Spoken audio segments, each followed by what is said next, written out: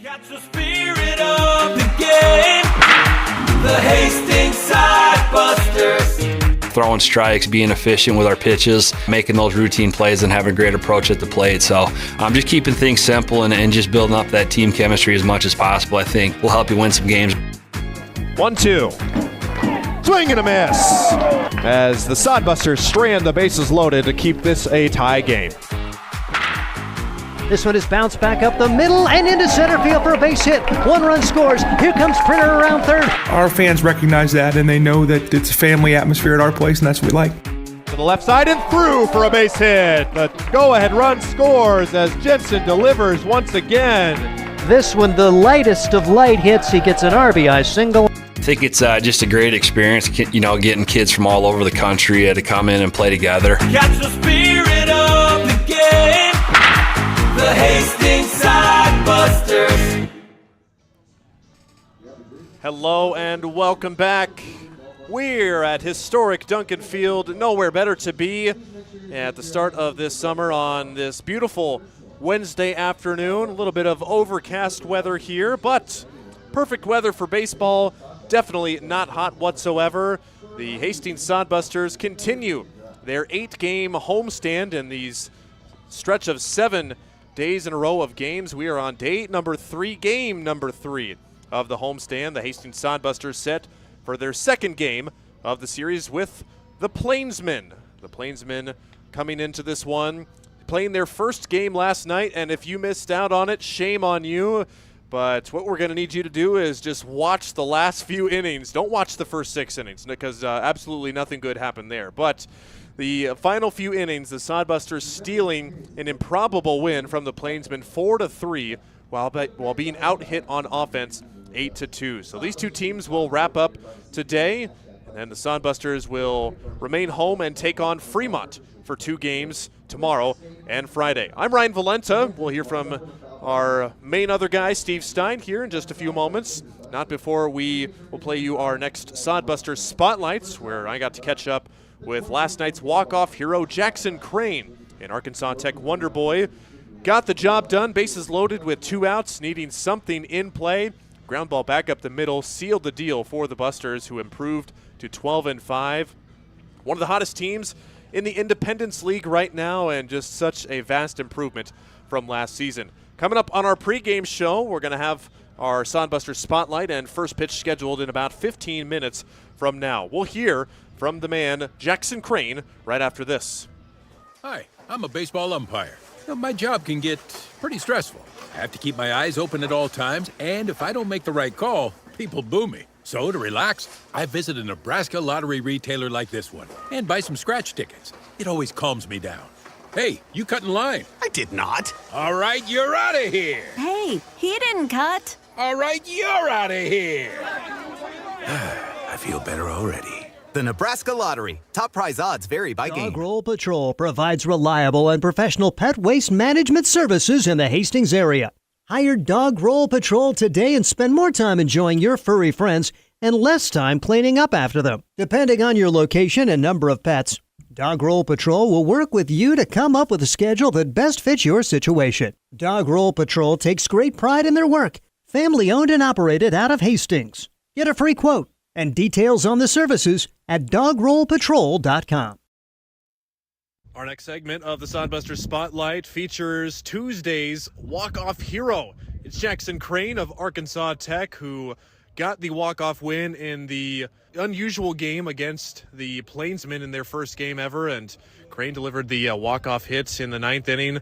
And just tell me about this, Jackson. I mean, a walk-off hits and a pretty high level of baseball. Have you ever had a moment like this before? I have not. It's very exciting, and especially a moment like that. I mean, nerves are going. I mean, the game was getting chippy at the end there. I mean, it's just an exciting environment, and to know that you can get it done in the end, I mean, it's a blast. So it's bases loaded with 2 outs in a situation that you probably weren't expecting to be up in, with bases empty and no outs. You're the 4th man to come up after you get there. Just talk me through your approach in that last at-bat in the 9th. In that last at-bat, we had 2 outs, and then we had a big leadoff walk by Ryan Jarvis, and we had a couple guys get on right after that. We had bases loaded, 2 outs, and in that situation, I'm just thinking this pitch has got to be perfect. I mean, we can work a walk here, we can get a pass ball, I mean, anything works in this situation. So I was just thinking, I was like, this has got to be a good pitch. And starts off with the outside fastball first strike, and I knew it was going to be a fight. So the third pitch, 0-2, he threw it right where I wanted it and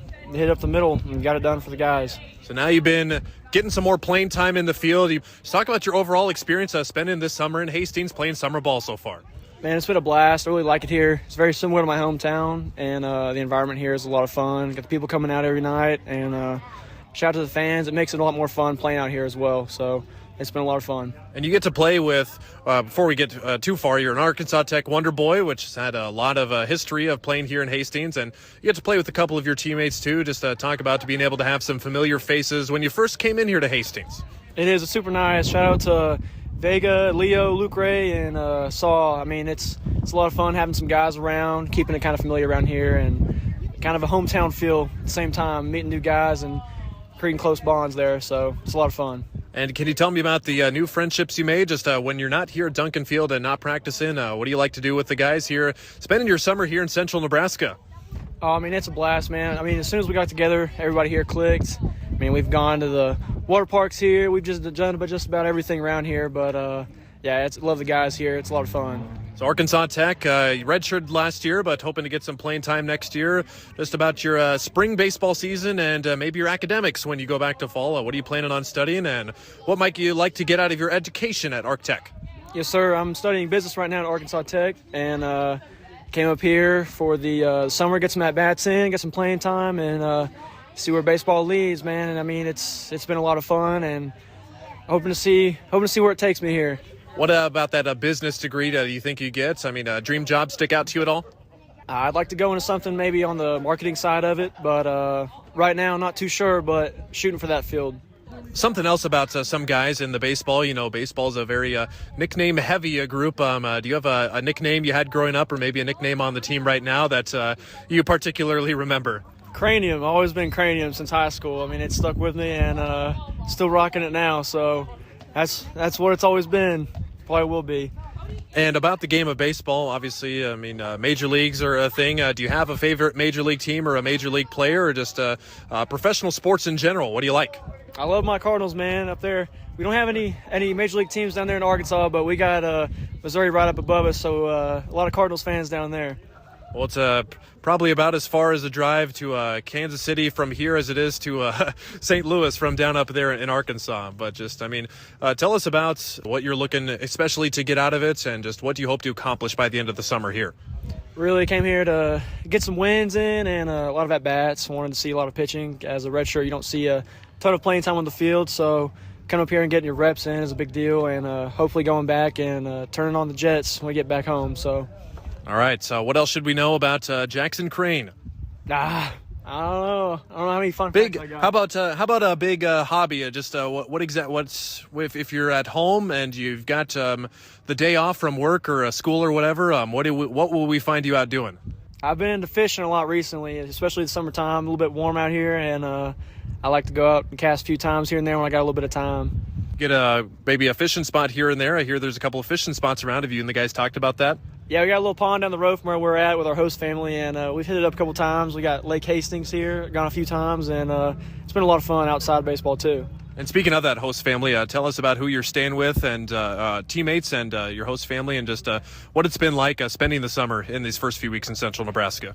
It's been a lot different, especially since my hometown is right near close to where I go to college at. So, I mean, coming 10, 11 hours away, it's a big difference. And staying with Pat Gartner, wonderful lady, wonderful cook too. And got Josh Printer, Tyler Welsh, and Sawyer Dolson staying with me. So got a few of our guys there with us, and it's a lot of fun staying there with those guys. All right, that is the Tuesday hero, Jackson Crane, the Arkansas Tech Wonder Boy, getting it done in an improbable fashion. This is the Sodbuster Spotlight. I'm Ryan Valenta. There's nothing like relaxing on a summer day. Nothing like taking in a Hastings Sodbuster baseball game. And there's nothing like an ice-cold Pepsi to make the day perfect.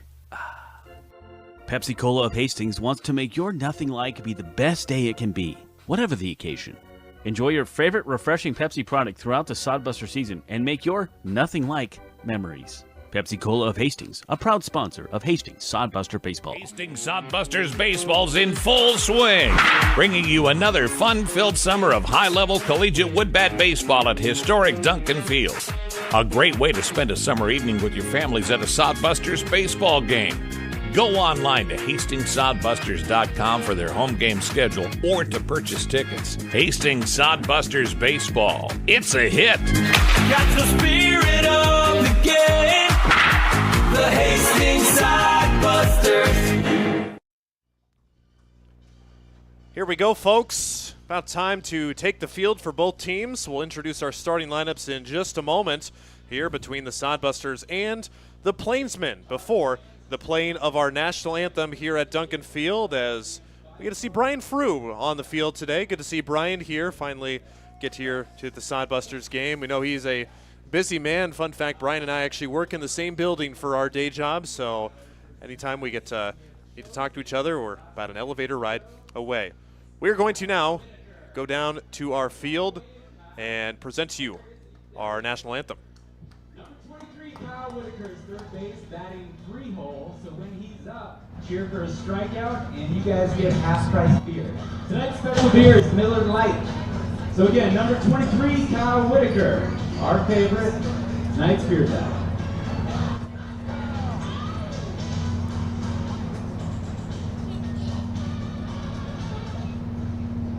And now, would you everybody please rise and kindly remove your hat as we sing the national anthem presented by Bo Hoffman and One Great Nutrition. Singing tonight's national anthem, Jacob Inman.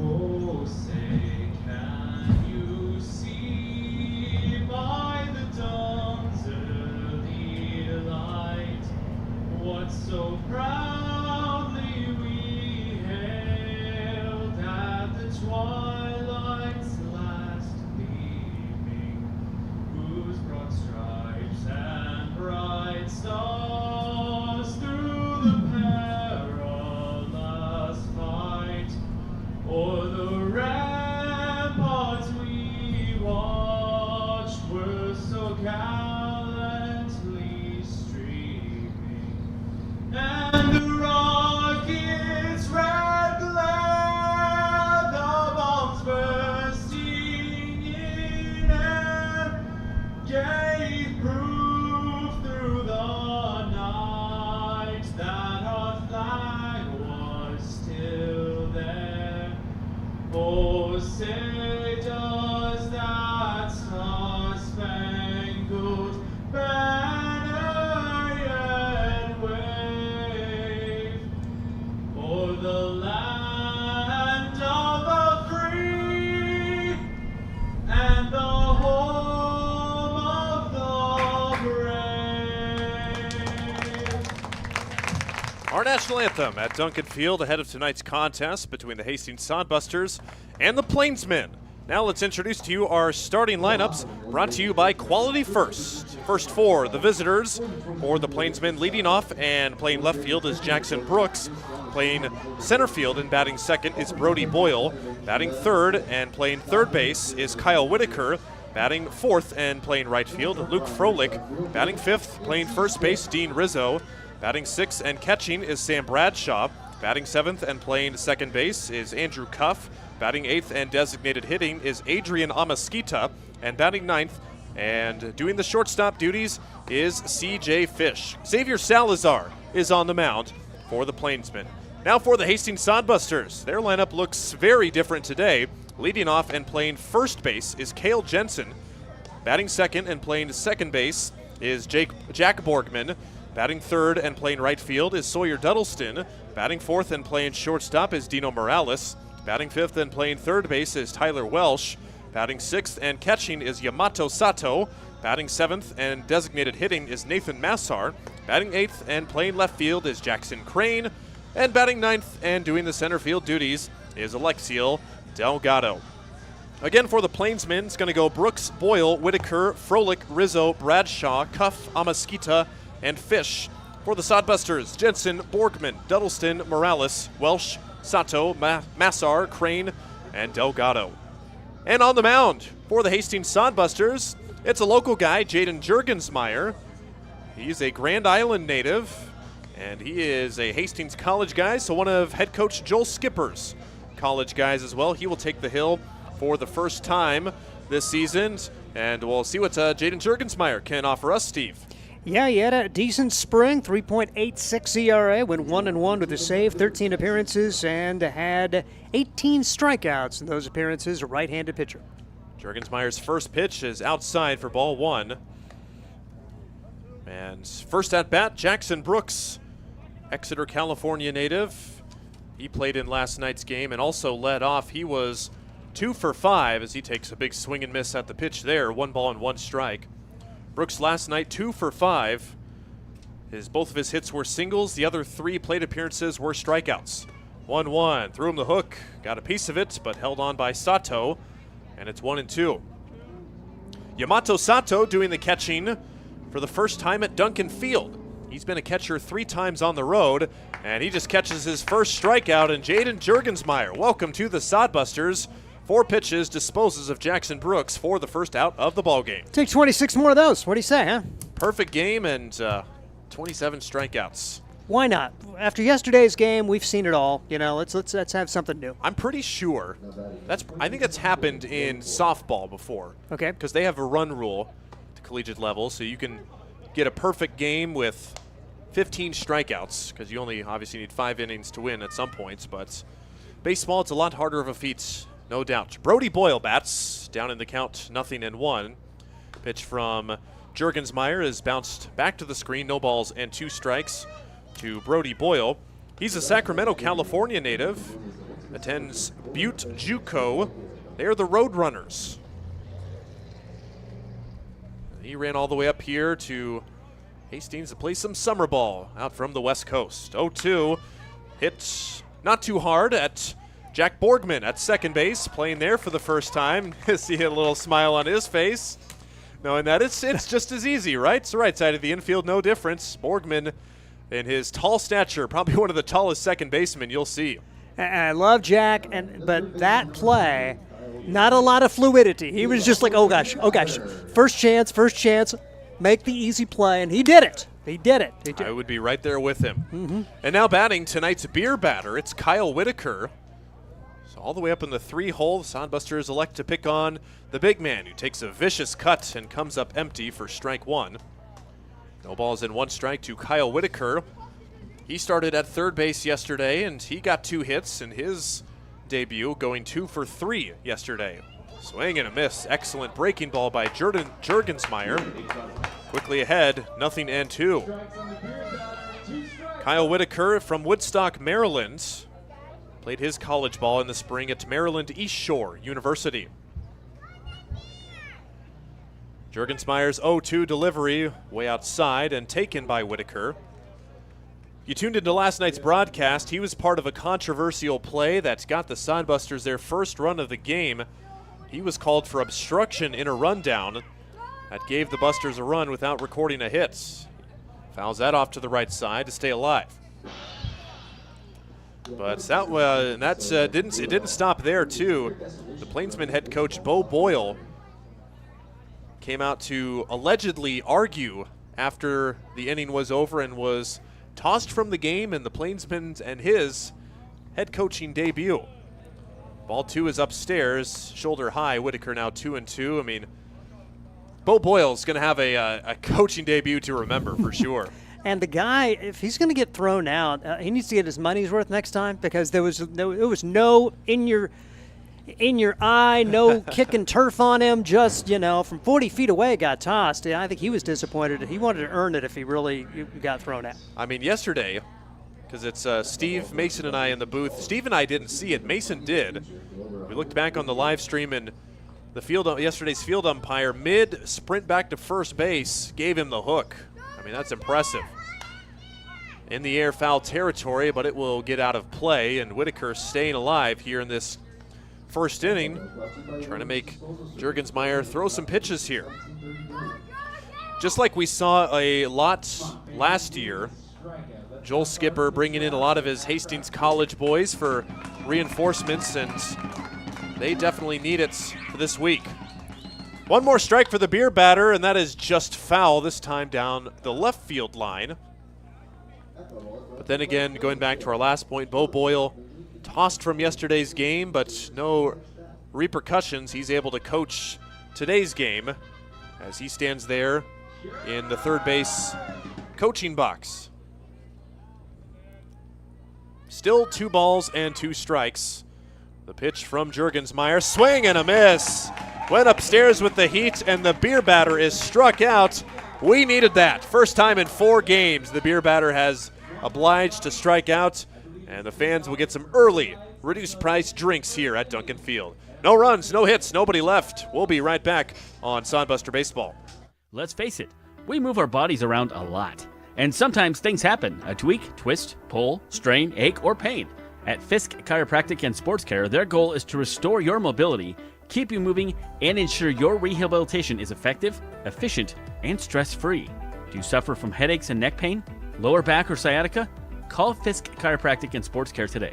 Start to discover wellness through chiropractic care. Fisk Chiropractic Sports Clinic.com. Start feeling better now. Hastings College has reimagined everything. As a sophomore, you'll spend part of a semester studying abroad, and they'll cover the cost. Recognizing it's a digital world and how you learn, they'll give you an iPad Pro and Apple Pencil, tools that'll help you engage, whether you're on campus or in Paris, plus internship opportunities and professors who mentor you. Hastings even provides books. At Hastings College, you'll go somewhere. Go to hastings.edu/discover for more. Excellent start for the Sodbusters in this opening ball game. A lot better start than yesterday, where the Busters gave up 2 runs in the top of the first inning and did not score for the very first time at Duncan Field. And they'll have the chance to dish out some payback to the Plainsmen.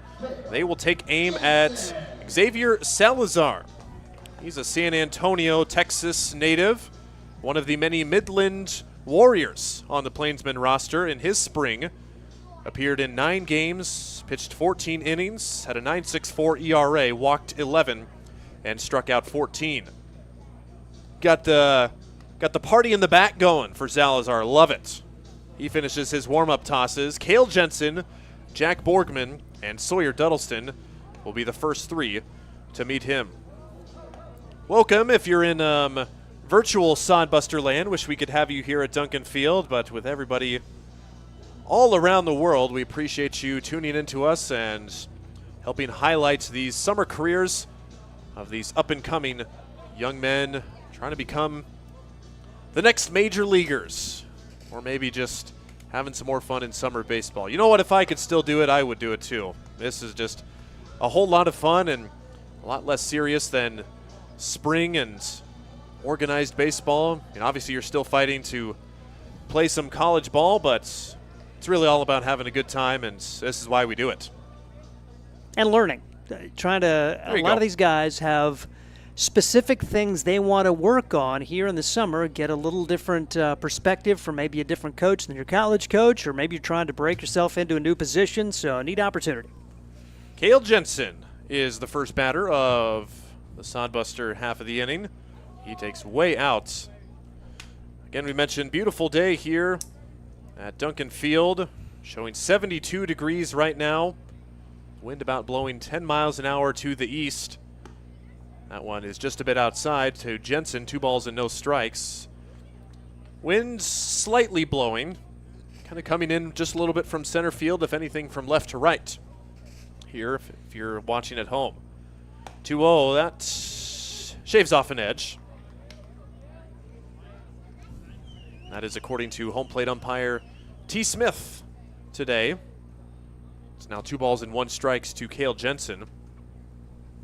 Breaking ball right back over the head of Salazar and into center field, a leadoff base hit for the Sodbusters. Exactly what the Plainsmen did to Hastings yesterday. Get a leadoff hit and score a couple of runs. See if the Sodbusters can follow suit. And neat to see Cale Jensen get going. He had a hit in his first at-bat as a Sodbuster. Was 0 for 14 cents, so what does Coach Skipper do? Put him in the leadoff spot. And that works, and by golly, see if Jack Borgman, a guy who's been fighting it lately, maybe he can just follow Jensen right up. Jack Borgman, one of the guys just like Jensen, needs a hit. They're going to check on Jensen. Oh, yeah, very, very close there on the pickoff play, and a couple of the Plainsmen guys thought they got him. Jack Borgman, hitless in his last 9 contests. He has not had a hit since June 1st against the Nebraska Prospects. The first pitch to him, sprays it foul. And I mean, if you recall at the start of the season, Jack Borgman absolutely tearing it up. He was the best hitter on the team in just his first 4 games. He had 8 hits in those ball games, and that was in 18. He was 8 for 18 to start off the season, and he's posted an 0 for since. Another pickoff throw. Jensen back in well ahead of the tag this time. The Sodbusters coming into this game hitting .233 on offense so far in their 17 games. The 0-1 pitch to Borgman, big swing and a miss. And I mean, just trying to be a announcer coach here, just looks like Borgman's not following the ball in as well as he has been. 0-2 is fouled off. Kind of see that head is just pulled out a little bit. I mean, obviously that's not, you don't have to do that, but it does help fundamentally with a lot of people's motions and fundamentals. Jack, do what's best for you and get that hit, young man. Yeah, nothing in 2 pitches. A breaking ball is swung on and missed. Borgman down on strikes for the first out. Mentioned the fact Sodbusters on the season hitting .233. They're .253 at home. That fell about 20 points yesterday with their combined 2 hits in the 4-3 win over the Plainsmen. Oh, man. What a ball game yesterday was, and no hits until 2 outs in the 8th inning for the Sodbusters. And, of course, the last hit and only other hit of the game is a walk-off hit, just how the game of summer baseball goes. Sawyer Duddleston takes a breaking ball for strike 1, nothing in 1 to Sawyer. Sawyer locking it down in right field as he's done so often this season. Duddleston 0 for 4 with 3 strikeouts yesterday, and 2 of those coming against Owen Kelly. That was a masterful pitching performance. Back pick to first, Jensen back in safely. Owen Kelly, 6 no-hit innings, did allow a run, only walked 1 and struck out 11, and did not factor into yesterday's decision. 1 ball and 1 strike. Xavier Salazar delivers it home. Good take on the breaking ball. That one dips into the turf. 1 ball and 1 strike. Sodbusters as a team, like we said, struck out a bunch yesterday. 79 walks to 122 strikeouts, so right around where you probably expect a team to be in terms of walks to strikeouts. 2-1 pitch. Hits softly into right field. Coming on is Luke Froelich, and he makes the grab for out number 2. Just a little bit too hard for dunking in for a base hit. Duddleston retired. You mentioned yesterday it's very seldom that a coach's pitching plan goes exactly the way he wants it to, but visiting with Bo Boyle, he got 6 innings out of his starter. He had a 7th, 8th, and 9th inning guy. That's exactly what he wanted to do. Their pitchers give up 2 hits, and they lose the game. Yeah, it's just, you're going to win probably 99 out of 100 of those games. Now the 4th hole hitter, Dino Morales. Morales got the day off yesterday, as did many regular Sodbusters. Pops this way high in the air. Foul territory and no play for Kyle Whitaker as that bounces off a bleacher for strike 1.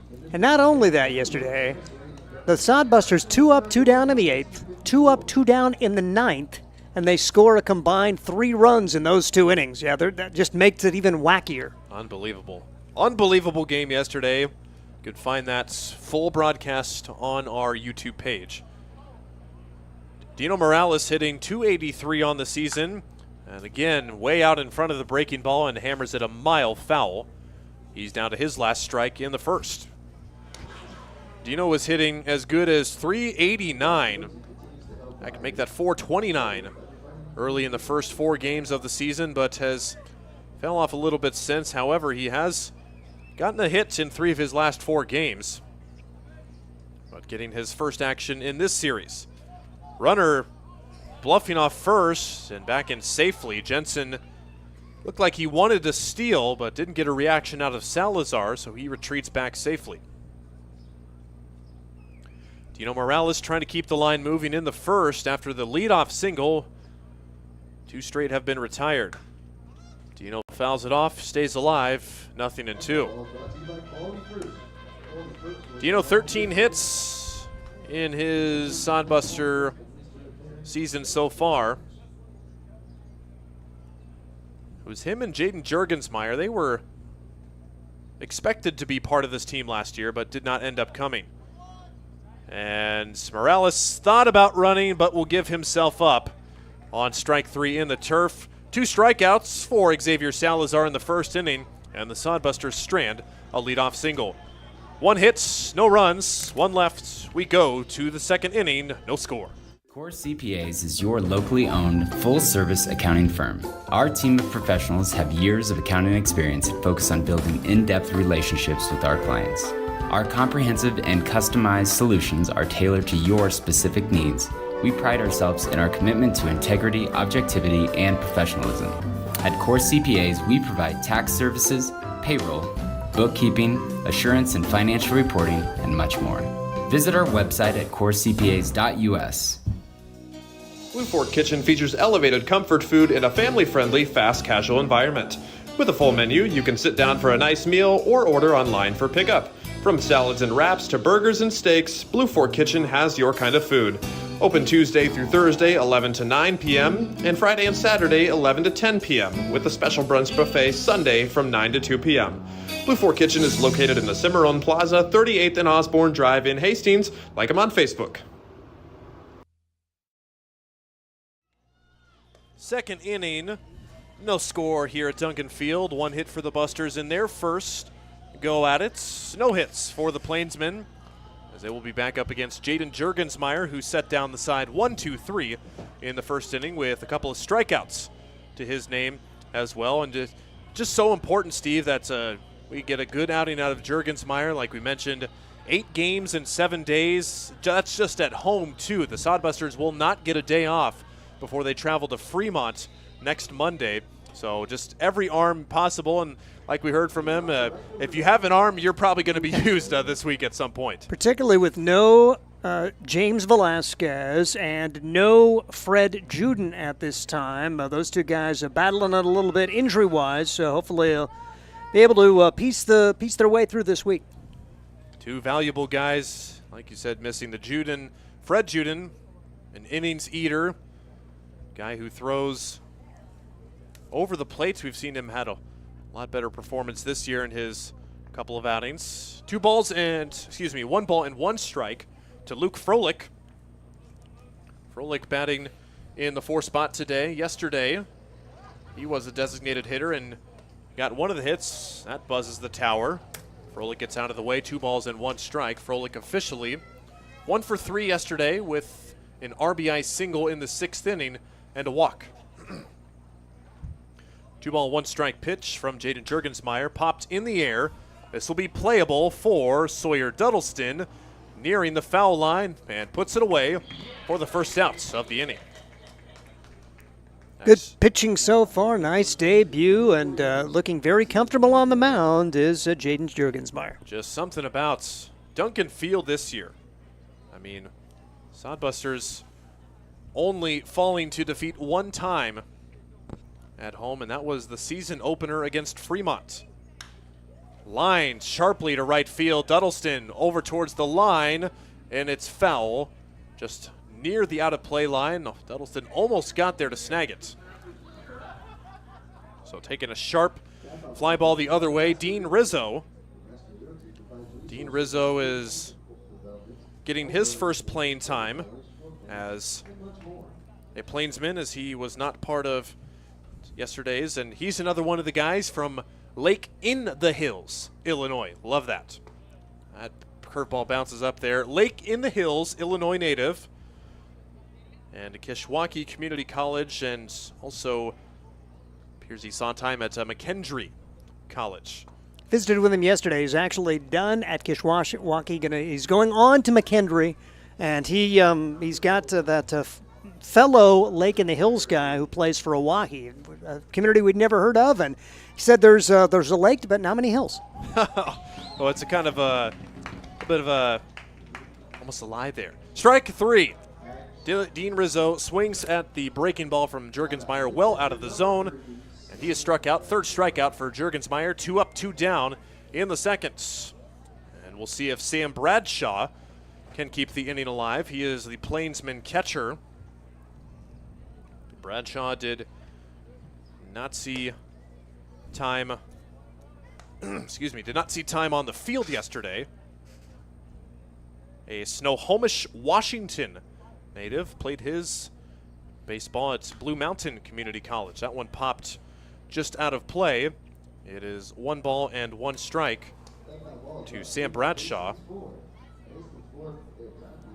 Got a ball out in foul territory, so they have a little moment. That gives me a chance to shout out to Scott Galusha. He's on vacation, and of course he's watching baseball, so we better be on the A game today, Ryan. So he talked about Jaden Juergensmeyer. Had a chance to coach Jaden when he was in high school, so very familiar with the Grand Island Senior High grad. Excellent. Well, strike 2, excellent breaking ball. Scott, you'd be proud of this. You can't see it very well, but his breaking ball is very good. He's located it well and gotten a lot of chases with it. He gets a ground ball this time over to Dino Morales. Long throw over to first, scooped up by Cale Jensen. That is the 3rd out of the inning. 6 up, 6 down for Jaden Juergensmeyer and the Sodbusters. It's still 0-0 with the Busters looking to get on the board in the bottom of the second. Sodbuster Baseball is sponsored by Jerry Spady Chevrolet GMC. It's one of the many ways Jerry and Greg Spady, along with their families and employees, have proudly embraced a passion for giving back to the community. The folks at Jerry Spady Chevrolet GMC realize the importance of enriching and improving the lives of their neighbors. They've accomplished this through philanthropy and active personal involvement. Featuring the top new and used inventory in the region and a certified service department, Jerry Spady Chevrolet GMC. 2750 Osborne Drive East in Hastings or at spady.com. Make your next pit stop at the Coach's Corner. A friendly staff and a deep lineup of snacks. You can find Coach's Corner in North Hastings on Osborne Drive East. More than just a gas station, Coach's Corner is the place to get delicious pizza made fresh for you and your family. Don't take our word for it. It's so good it'll be featured at selected Sodbuster home games this season. For a convenient and clean experience, be sure to check out the new convenience store in North Hastings, Coach's Corner.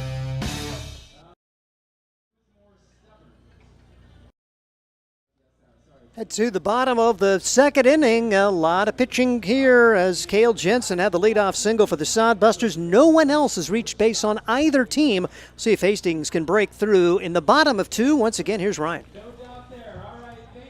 Thank you, Steve. It's Xavier Salazar back out on the mound. 5, 6, and 7 due up for Hastings here in this bottom of the second inning. It's going to be Tyler Welsh, Yamato Sato, and Nathan Massar going to be the designated hitter today.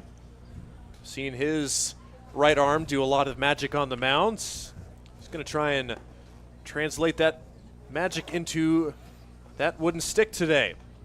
Those are the first 3 due up. Tyler Welsh, another Hastings College guy for Joel Skipper. Tyler did not get here quite in time for the start of the season.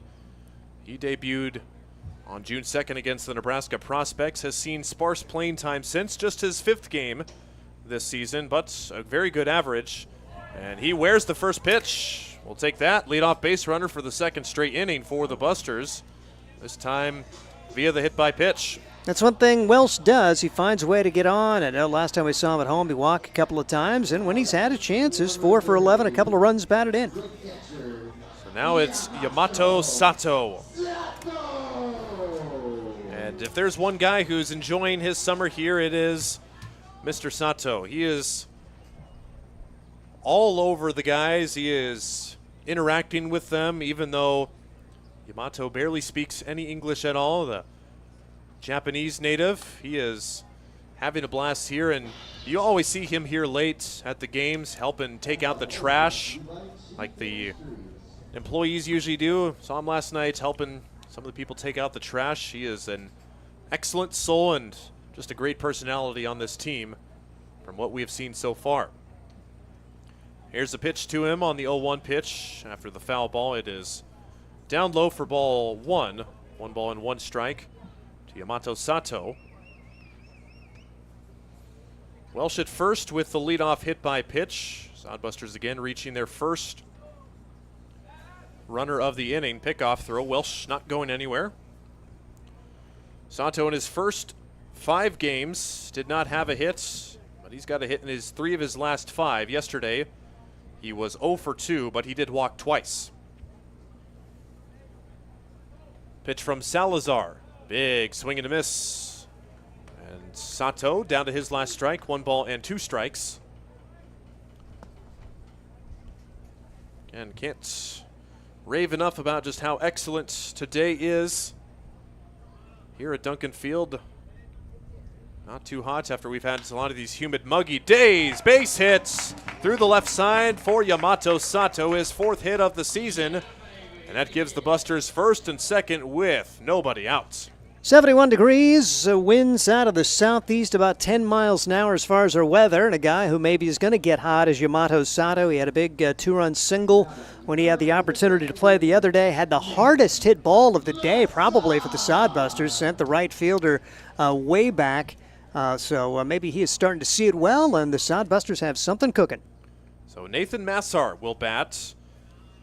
Like we've mentioned, he is primarily used as a pitcher, has made 4 starts on the mound, but he will get the start in the field today as the designated hitter. First pitch to him, he shows bunt and just rolls foul. That was about to call that a beauty. It was perfectly placed, just not well enough. That would have been an infield hit for sure. But Massar did get his first hit of the season in Saturday's doubleheader against Fremont, where he went 1 for 2. He also did walk in that game, so he's reached base a couple times. We'll see if Massar can get the bunt down here. It appears that is what his job is. Shows bunt, takes for ball 1 up high. And Massar's hit was a big one. It continued the inning. The Sodbusters had already scored 2. You had Massar stepping up and getting an RBI single, and they would end up scoring 4 runs as part of that 5-1 win over Fremont in that doubleheader. Massar, a Saginaw Valley State product from Midland, Michigan. Did not play for Saginaw Valley in the spring. A Bullock Creek High School graduate. Shows bunt, offers, and comes up empty. Now 1 ball and 2 strikes. And just with the prowess of Massar's bat, probably not as best as your other lineup. Do you keep the bunt on here with 2 strikes? We'll find out. First baseman Dean Rizzo still in on the grass. Kyle Whitaker, the third baseman, creeping in as well. Massar not bunting, actually thought about swinging there, but wisely takes ball 2. Well, if he bunts the way he did on his first attempt, I say yes, bunt with 2 strikes, but his second attempt just kind of chopped at it a little bit, and it looks like he's maybe going to be more content to try to put something in play and do it the old-fashioned way, see if he can find a way to advance the runners. Just anything not at a corner probably gets the job done. And look at seconds. They're going to deliver home. It's down low. 3 balls and 2 strikes to Nathan Massar. So we will see if anything is on for the Busters here with a full count and nobody out. Runners at first and second. Xavier Salazar delivers. It's ball 4 downstairs, and he walks Massar. After being down or up in the count 1 and 2, he loses them, and the bases are loaded with nobody out. Well, isn't it weird the way things work out? Who comes to the plate? Mr. Bases Loaded hit. It's Jackson Crane. Unfortunately, he doesn't quite have a chance to walk it off in this at-bat, but he does have a chance to do some damage here. Catcher Sam Bradshaw telling the infield the play there. We'll see how the infield is placed. Looks like the corners will play in for a play at home, and the middle infielders will remain at normal depth. Would be satisfied to turn 2 and allow a run. So infield corners are in. Outfield at normal depth for Jackson Crane. Last night's hero, the second hit of the Sodbusters game was a walk-off hit. He fouls that one over our heads for the first strike. Jackson Crane, an Arkansas Tech Wonder Boy. You heard from him in our Sodbuster Spotlight in our pregame show. Redshirted this season, so he's looking forward to getting some playing time with the Wonder Boys next spring. Bases loaded, nobody out. Crane up the middle, it's through for a base hit. One is in, hitting the bag at third is Sato, and he stops there. They'll go station to station on the RBI single from Jackson Crane. Exact same placement as last night, and the Busters have the lead first in the bottom of the second, 1-0. Yep, just got a little bit of air under it this time. Yesterday was a ground ball back up the middle, and Jackson Crane, you love that. Great opportunity for that guy to get some playing time, and is going to, quite frankly, earn some more playing time if he keeps doing those types of things. Right up the middle on the fastball there. Crane did not miss it. Busters have an early lead. Still bases loaded, nobody out for Alexiel Delgado. Delgado, Carolina University in the NAIA division. And he had a pretty impressive spring. Started in all 46 games for Carolina University. Hit a .335 average. Had 13 multi-hit games in his spring season. But he is a guy that needs to get going as well. Takes a mighty swing and comes up empty for strike one. Delgado hitting as high as .286 early on in the season. Has seen his average dip down to .178. He had 2 hits in game 1 of Saturday's doubleheader. And he grounds out to third. Whitaker comes home with it. They get the force out there, and they will not throw anything else. Feel like Whitaker was close enough to the bag where he could have stepped on third and thrown home for a double play, but they still do get the lead runner. And that's the first out of the inning. I'm totally okay with what he did because, if you step on the bag, then you have to make an awkward throw around the runner.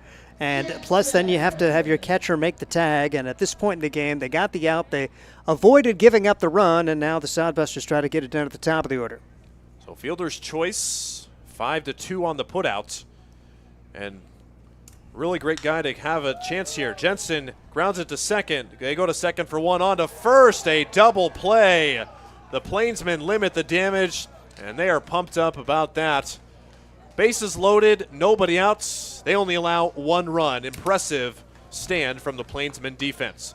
1 run in on 2 hits, and the bases will have 2 left on. It's 1-0 after 2 innings. We'll be back on Sodbuster Baseball. Hi, I'm a baseball umpire. My job can get pretty stressful. I have to keep my eyes open at all times, and if I don't make the right call, people boo me. So to relax, I visit a Nebraska lottery retailer like this one and buy some scratch tickets. It always calms me down.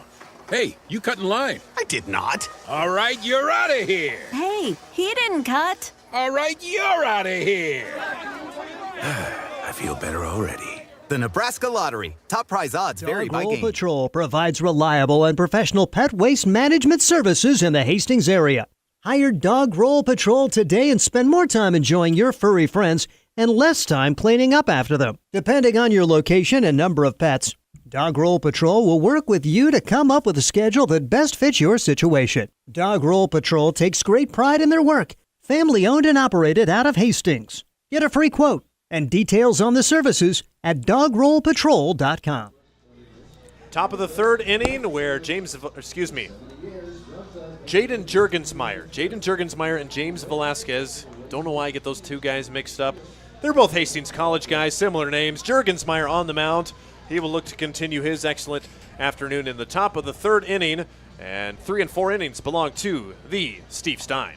And I know exactly why you said James Velasquez, because he was the guy who delivered the baseballs to T. Smith there at home plate. Bill Biven is the field umpire for today's matchup between the Hastings Sodbusters and the Plainsmen. And so far, so good for Jaden Jurgensmeyer. No runs, no hits, 3 strikeouts for Jurgensmeyer in the first 2 innings. He's thrown 28 pitches, and he works to the 7, 8, 9, beginning with Andrew Cuff.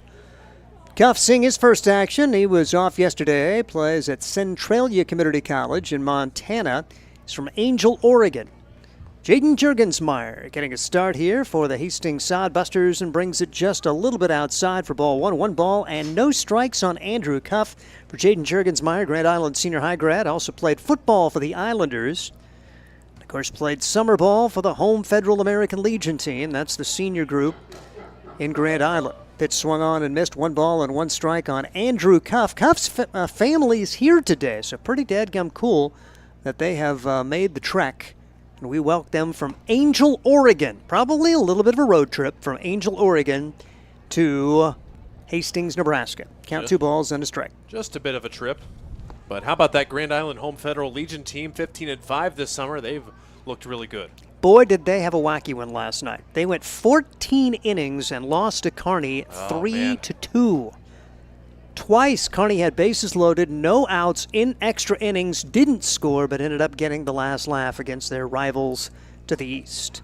Big swing, no contact, and Jaden Juergensmeyer will make home Federal proud there with another strikeout as Jaden Juergensmeyer perfect through the first 7 hitters, and this will bring to the plate number 18, one of my favorite names in this particular league. He is Adrian Amesquita out of Eastern University. Put him on the all-names team right there. That's one for the ages. Amesquita DHing today and swings and misses. No balls and a strike on Adrian Amesquita. He's from Pomona, California. Did not play yesterday, so head coach Bo Boyle trying to get everybody in the lineup here in the first couple of days. He has 20 to 25 that he has the ability to work with here over the next 18 games. Played the first one yesterday, and they get, I think, 1 off day. Other than that, it's going to be the Road Warriors. 0-2 pitch is outside. 1 ball and 2 strikes. They'll go to Casper, Spearfish, Oahe, Spearfish again.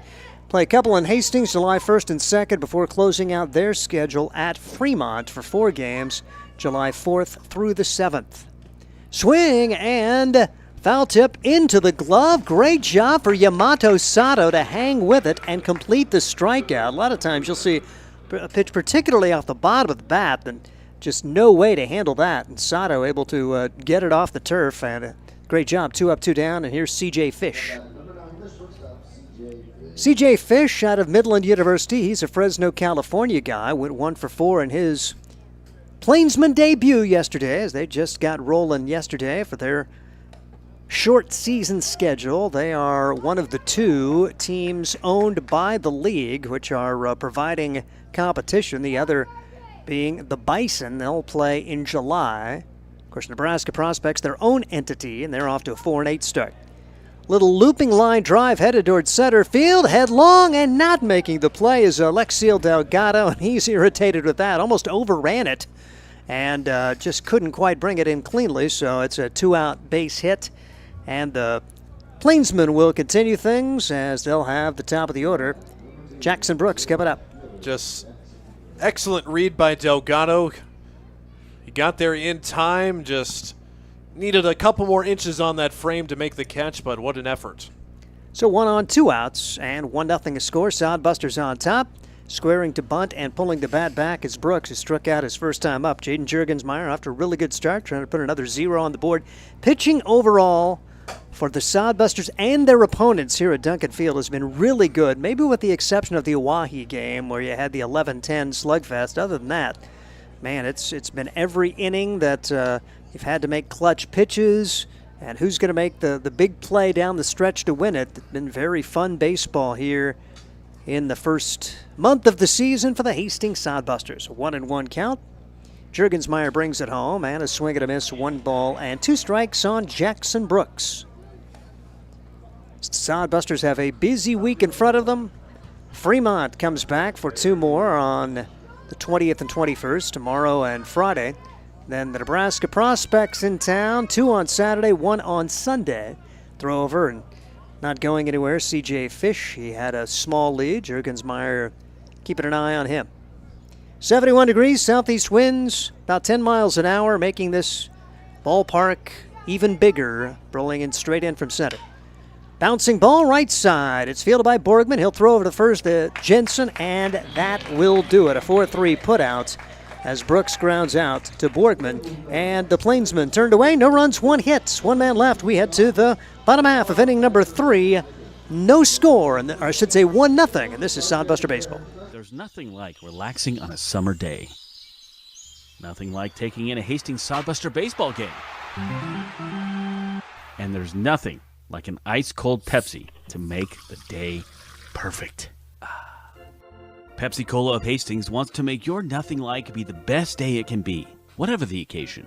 Enjoy your favorite refreshing Pepsi product throughout the Sodbuster season and make your nothing like memories. Pepsi Cola of Hastings, a proud sponsor of Hastings Sodbuster Baseball. Hastings Sodbusters baseball's in full swing, bringing you another fun-filled summer of high-level collegiate wood bat baseball at historic Duncan Field.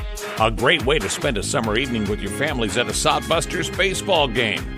Go online to HastingsSodbusters.com for their home game schedule or to purchase tickets. Hastings Sodbusters Baseball. It's a hit. Got the spirit of the game. The Hastings Sodbusters. This is Sodbuster Baseball as we bring you Hastings and the Plainsmen. That is a 1-0 game. The Sodbusters on top. As the umpire keeps looking up here and calling for the lights, and I can't do that. I can only broadcast, so I'm very limited in my capability to do much. So we'll try to get to higher pay grade folks, and going to do a quick text here to Trevor and to Brian, and this is what we do here. Okay, lights. Please. Lights, question mark. I guess I'll do lights, question mark. Ump wants lights. All right. Anyway, try to get things going here for this Hastings Sodbuster squad as Jack Borgman steps to the plate, struck out his first time up, and the delivery is a little bit low from Xavier Salazar. 1 ball and no strikes on Jack Borgman as Borgman batting 186 coming into today, but 421 at home. It looks like the lights are coming on. We got a text from Scott Galusha. He said he's on it. That's how quickly it happens. So the lights are working. Scott is even from a vacation side. He gets the lights on. Borgman pops this one a mile high. It's going to stay on the infield, and the struggle continues for Borgman as the second baseman has no problem with that. That would be Andrew Cuff, and there's an out here in the third. Sodbusters on top by a score of 1-0. Tyler Welch with the leadoff walk. He would come in to score on the RBI single from Jackson Crane, who has RBI singles in each of his last 2 at-bats. Here's Sawyer Duddleston, flew out to right his first time up for the Hastings Sodbusters. One of the several Arkansas Tech Wonder Boys. Sees his future in coaching if it can work out once he finishes up his Masters. Bouncing ball foul, no balls and a strike on Sawyer Duddleston. So he's still at Arkansas Tech. He's got his 4-year degree. Going to be finishing up his playing days and also the opportunity to get that master's in digital marketing. 0-1 delivery. Beauty right in there for strike 2. No balls and 2 strikes on the off-speeder from Xavier Salazar. Salazar allowing a hit in the first. He was in big trouble in the second with bases loaded, nobody out, and a run home, and was able to survive that with no more damage done. Fielder's choice grounder and a double play ended the big threat. This one bounces in there, and that's off the body of Sam Bradshaw. He's apparently okay, and he does kind of shake it off a little bit as he is going to be given a moment. And we're going to see T. Smith, home plate umpire, just kind of take a walk around and give Mr. Bradshaw a little bit more time because it didn't look like it got much of the padding there. Yeah, that actually hit up and got him in the mask too. You can see his mask recoil, and I mean you have that the mask there, but that thing, I mean that pushes your whole face back. It messes up your jaw. I mean it throws you for a ride. 1-2 pitch, line back up the middle, diving grab by the second baseman. It's been a good start here for Andrew Cuff with mom and dad in attendance, and a couple of good plays there. 2 men out for Dino Morales. Dino struck out his first time up. 283 coming into today with a homer, 3 doubles, 7 runs batted in, and 5 runs scored. Mention a home run. Sodbusters have not been very powerful. Of course, it's really tough to hit home runs here, but 3 home runs for the year, all of those on the road for the Hastings Sodbusters as the pitch is taken for strike 1. No balls and 1 strike on the York University Panther, which went the Panthers going 20-26 in the spring. Secadino from Panama. This pitch is fouled away. No balls and 2 strikes on Dino Morales. He's a two-way player, also comes out of the bullpen as he's got a couple of saves this year and a 6.35 earned run average. May be called upon this week. 0-2 pitch. Low, in the dirt. 1 ball and 2 strikes on Dino Morales. 2 outs, nobody on. Sodbusters on top by a score of 1-0 as Tyler Welch, the walk. Jackson Crane, the RBI single, that coming in inning number 2. Sodbusters trying to keep Casper within shouting distance, running out of time. Casper got an 11-3 win over Fremont yesterday. Has this one lofted high in the air, left center field, but that's where fly balls go to die. No problem for Jackson Brooks, and the Sodbusters will go quietly here in the third. 1-2-3. It's 1-0. Hastings as we head to the fourth. This is Sodbuster Baseball. Let's face it, we move our bodies around a lot. And sometimes things happen. A tweak, twist, pull, strain, ache, or pain. At Fisk Chiropractic and Sports Care, their goal is to restore your mobility, keep you moving, and ensure your rehabilitation is effective, efficient, and stress-free. Do you suffer from headaches and neck pain, lower back or sciatica? Call Fisk Chiropractic and Sports Care today. Start to discover wellness through chiropractic care. Fisk Chiropractic Sports Clinic.com. Start feeling better now. Hastings College has reimagined everything. As a sophomore, you'll spend part of a semester studying abroad, and they'll cover the cost. Recognizing it's a digital world and how you learn, they'll give you an iPad Pro and Apple Pencil, tools that'll help you engage, whether you're on campus or in Paris, plus internship opportunities and professors who mentor you. Hastings even provides books. At Hastings College, you'll go somewhere. Go to hastings.edu/discover for more. It is Sodbuster Baseball as we head to the fourth inning. Another good pitcher's duel here. Hastings on top 1-0. Sodbusters got their run in the second. Plainsmen got their first runner in the third inning. Just 1 hit allowed for Jaden Juergensmeyer, who's off to a really good start with 5 strikeouts in his 43 pitches. Xavier Salazar's also thrown 43 pitches, so runs again hard to come by as they have been throughout this homestand. Sodbusters winning against Fremont on Saturday, 3-1 and 5-1. Then on Monday, beating Fremont again 3-1. Yesterday, 4-3, the win over the Plainsmen. But the Sodbusters had just 2 hits in that contest, being out-hit 8-2, and they won the contest 4-3. I'm pretty old, but I had not seen one quite like that.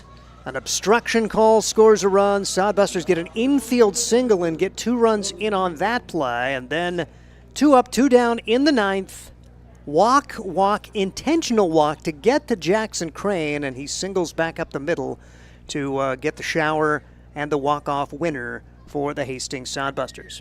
Here comes Brady Boyle, center fielder, takes a curveball for a strike. No balls and 1 strike on Brody Boyle for this squad from Nebraska, the Plainsmen from all over. It's a team owned by the Independence League. It's just a travel squad. So as far as having a home, they're going to have homes in motels over the next 3 weeks or so. 18 games, good opportunity for the guys to get some at-bats. Don't have to play the whole summer, just about 20 days and you're done. Line drive, left field. Sodbusters have no problem with this, though, as ranging over is Jackson Crane. And there's 1 out in the 4th, and a 1-0 game, and the Sodbusters continue to lead. That'll bring to the plate Kyle Whitaker.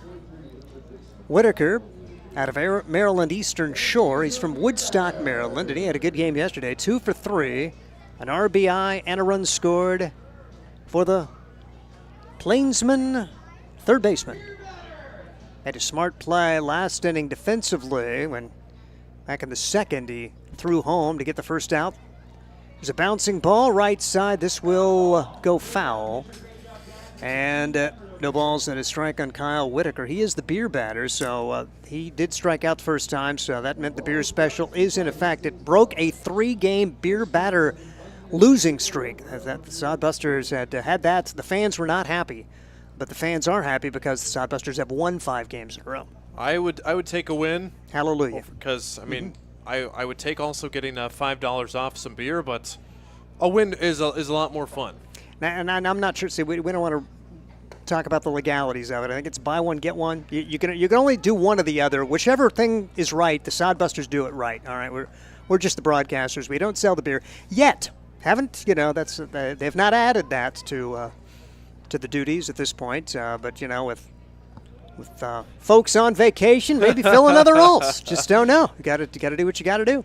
Come up to the broadcast window and just hold up the card. We'll have preset cards out of there. Just hold up the card and we'll throw you out a bush and then go pay somewhere else. Got to get a cooler in here. Yeah, it's going to have to see. 2-1 the count now on Kyle Whitaker.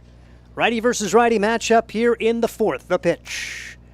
Whitaker fouls this one away, and it's 2 balls and 2 strikes. Jaden Juergensmeyer just doing what most of the other Hastings pitchers here on this homestand has been doing.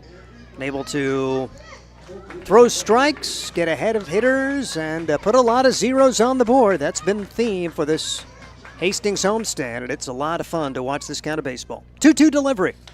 Bouncing ball left side. Sodbusters able to field this one with Welsh on the run. Makes decent throw. Jensen comes off the bag and applies the tag just to make sure.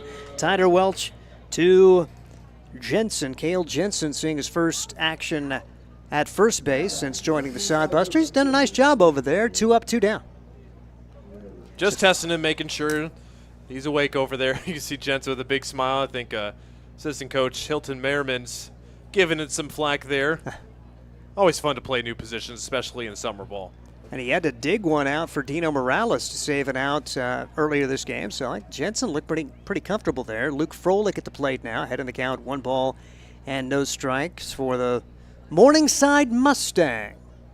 Stands in the right-handed box. Jaden Juergensmeyer trying to put another 0 on the board and work a 1-2-3 inning. And this pitch right across for strike 1 and 1 the count. And Juergensmeyer just playing within himself. He's not gotten behind many hitters, just filling up the zone and letting his defense do the work. And he's also had his share of strikeouts. So doing a little of everything well here and giving Joel Skipper, his college coach, reason to be very happy for his performance today and looking into the future. 1 ball and 2 strikes on Logan Froelich. Righty-righty matchup and the pitch. Just misses outside. 2 balls and 2 strikes. T. Smith, home plate umpire Bill Biven, working the field today at Duncan Field. Joel Skipper, the head coach for the Hastings Sodbusters. Assistant coaches Danny Weiser and Corey Caranda. Foul ball, just got a piece of that one. Froelich stays alive. Meanwhile, for the Plainsmen, Bo Boyle coaching down at the third base box, and Hilton Merriman, a couple of Midland guys, doing the coaching here this summer, and Merriman is coaching first. Very nice guys. Fun to visit with. 2-2 pitch. Bouncing ball foul over by the Hastings dugout. And it was a unique first ever coaching game. It was a weird game anyway, and Bo Boyle to have a chance to coach in a game like that, it'd be tested a lot of ways with all the wacky things that happen, obstruction.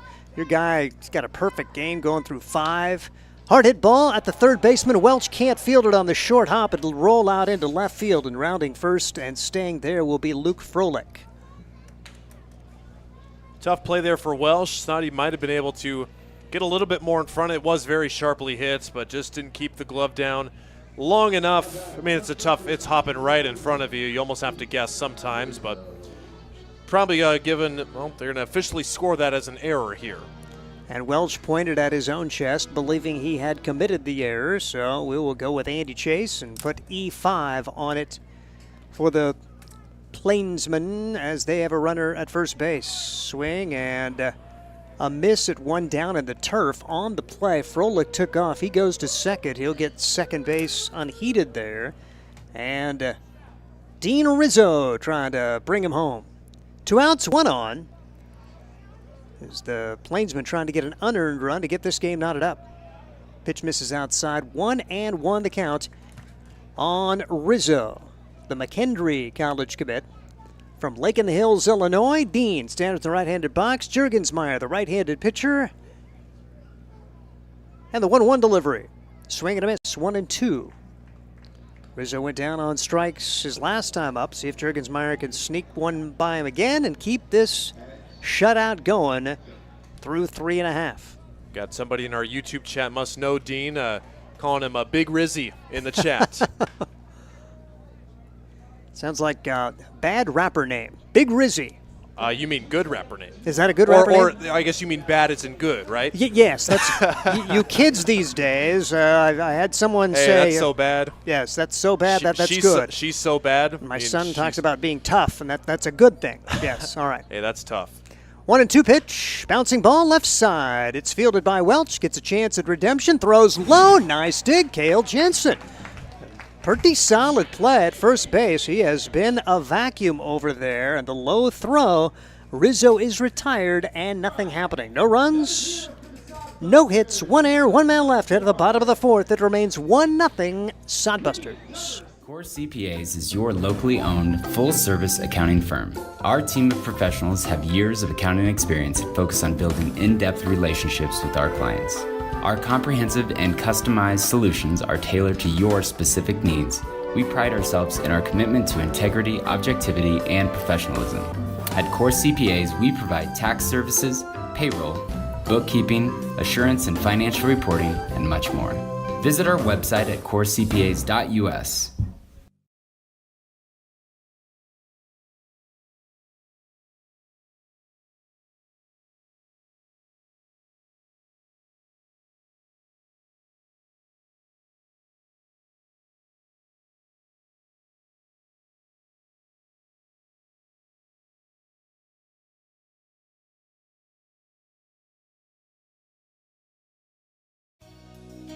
Blue Fork Kitchen features elevated comfort food in a family-friendly, fast casual environment.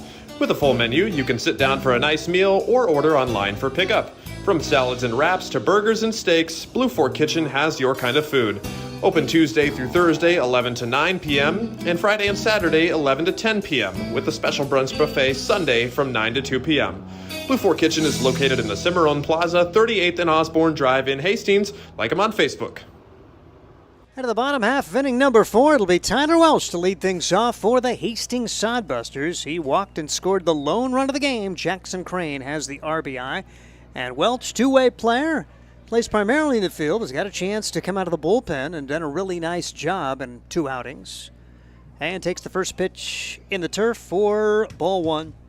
1-0 the count as the 44th pitch thrown by Xavier Salazar. Doing a nice job keeping his team right-handed. Just a 1-0 game. Sodbusters feel like they probably should add more back in that second.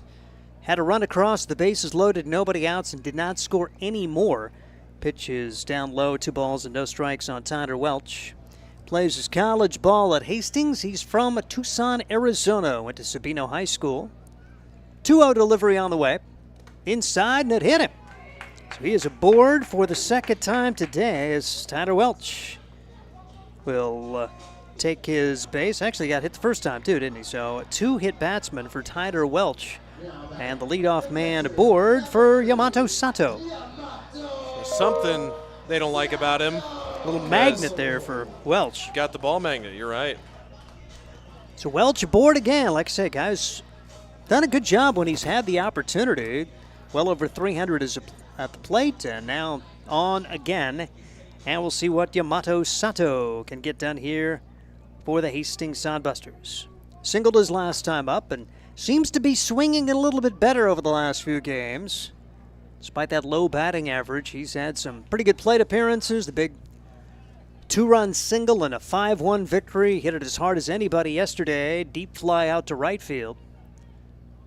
And nobody was getting hits yesterday. Just 2 for the Hastings Sodbusters, but they won the ball game anyway. Pitch low to Sato. 1 ball and no strikes. That's the fact. Good team chemistry, and Sato's been embraced by his teammates here in America. Got the little international melting pot with the Netherlands, with Panama, with Canada, all represented. Pitch is in there for a strike. 1-1 on Yamato Sato.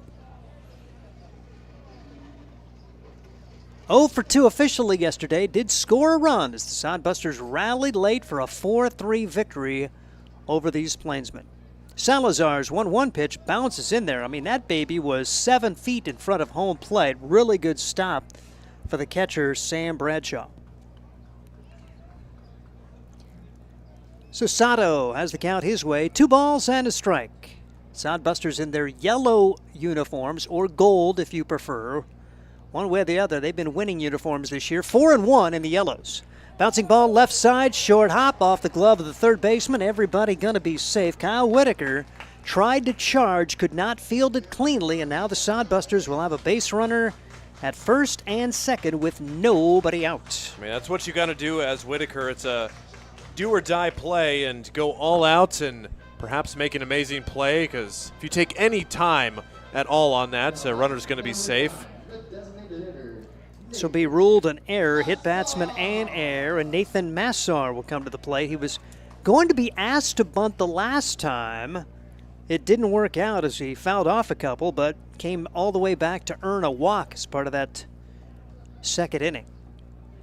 Massar squares to bunt here, can't get the bunt down as he didn't get on top of it and fouls it straight back. No balls and a strike on Nathan Massar, who does some catching, he does some pitching, and he can play in the field. He's the DH today. Redshirted this past year at Saginaw Valley State. Part of the reason he redshirted, they didn't really know what to do with him. I think he's probably going to be a pitcher when it all shakes out. He's a guy that likes to play in the field. Really good catcher. Wants to swing it. Education major. Wants to teach physical education and coach. 0-1 delivery. Swing and a miss at one way out of the zone. It's 0-2, and Massar going to have to battle back for the second at bat in a row. Well, the defense might shift here, but if Massar can split a gap, that left center gap has space for miles. Salazar brings the 0-2 delivery and just misses outside. Couldn't quite catch the outside corner. 1-2 on Nathan Massar. He's from Midland, Michigan. As he stands in the right-handed box against Salazar. That's called strike 3, and that's a good call. And Massar just could not get the bat off his shoulder that time. He goes down on strikes. A big first out, and Jackson Crane will come to the plate. That's just a really good pitch by Xavier Salazar. If you're throwing him 2 straight breaking balls, you probably think he's going to go back to it again, but then a fastball at the knees, you think maybe that's a breaking ball. It's going to dart out of the zone, and next thing you know, you're walking back to the dugout. And so Jackson Crane, who has hits in each of his last 2 at-bats, going back to yesterday, both RBI hits, and takes the pitch for a ball, 1 ball, and no strikes. He's got the lone RBI of the day, a 1-0 Hastings lead, bottom half of the 4th inning, 9-inning contest here in the Independence League. Sodbusters trying to chase down Casper in the final week of the first half and earn a playoff spot. Going to have some help from some other teams. They'll not get a crack at Casper. Bouncing ball right side, could be trouble. It's into right field for a base hit. Sodbusters are going to have the bases loaded as a good throw comes in. And how about Jackson Crane? 2 for 2 today. And the Sodbusters have them loaded for Alexiel Delgado. Just going the opposite way, and Jackson Crane, not one of your stereotypical right-handed hitters that pull it every chance they get, using all parts of the field, and another golden opportunity. Sodbusters need to capitalize on this here. Last time, a very similar situation as the Sodbusters have the bases loaded. Delgado granted into a fielder's choice. Then there was a double play grounder. The next batter, here there's already 1 out. And the pitch. Hits it pretty well. It's into center field, and it is going to fall as the Sodbusters will move station to station. When it came off the bat, I thought it would at least get to the center fielder. It turns into a blooper between the second baseman and the center fielder. No chance for Cuff, no chance for Boyle, and Delgado has an RBI single, and the Sodbusters have a 2-0 lead. I was right there with you. That one looked like it was going to be a lazy fly ball to the center fielder, but once the center fielder Boyle threw his arms up saying, "I'm not going to catch it," I was like, all right, we'll take that. And Sodbusters still with it loaded now. A chance to put up a crooked number. Cale Jensen is 1 for 2. A single his first time up. A double play grounder his last time up. And Plainsmen thinking double play here. They have their third baseman and first baseman in. Middle infielders at double play depth, and Jensen watches this one go by for ball one. Jensen's shown a really good glove at first base. He has made 2 really good digs playing that position for the first time this year as a Hastings Sodbuster.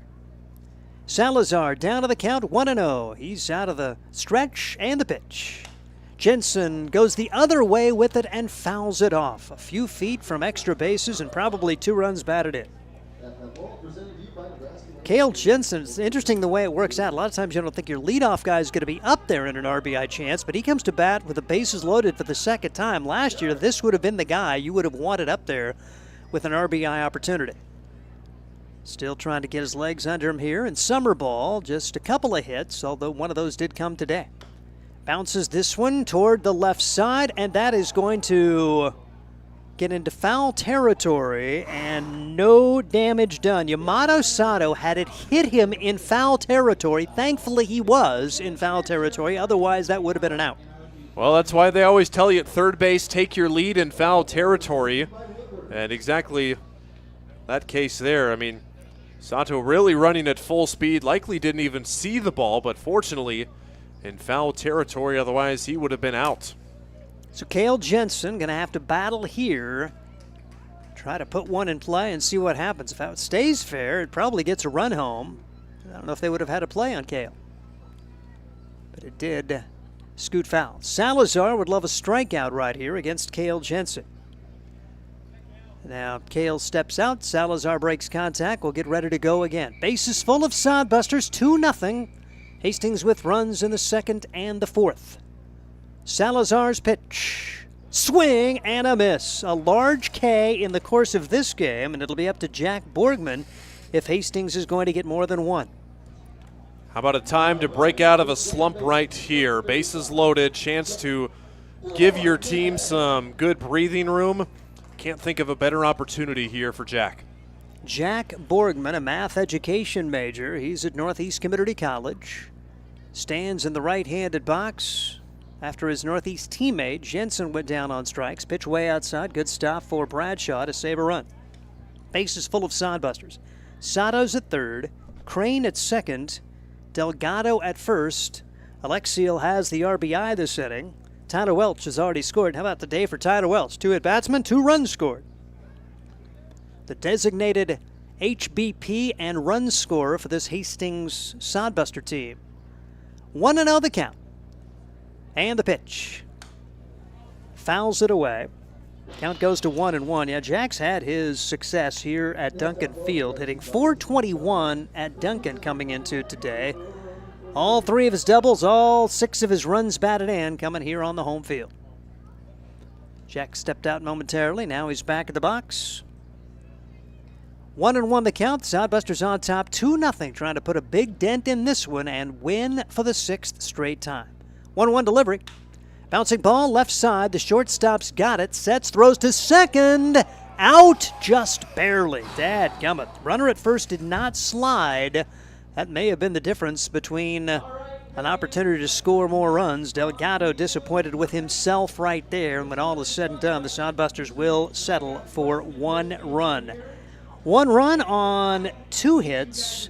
There was 1 error and 3 men left. And we head to the 5th inning. It is Hastings 2, Plainsmen nothing. This is Sodbuster Baseball. Sodbuster Baseball is sponsored by Jerry Spady Chevrolet GMC. It's one of the many ways Jerry and Greg Spady, along with their families and employees, have proudly embraced a passion for giving back to the community. The folks at Jerry Spady Chevrolet GMC realize the importance of enriching and improving the lives of their neighbors. They've accomplished this through philanthropy and active personal involvement. Featuring the top new and used inventory in the region and a certified service department, Jerry Spady Chevrolet GMC. 2750 Osborne Drive East in Hastings, or at spady.com.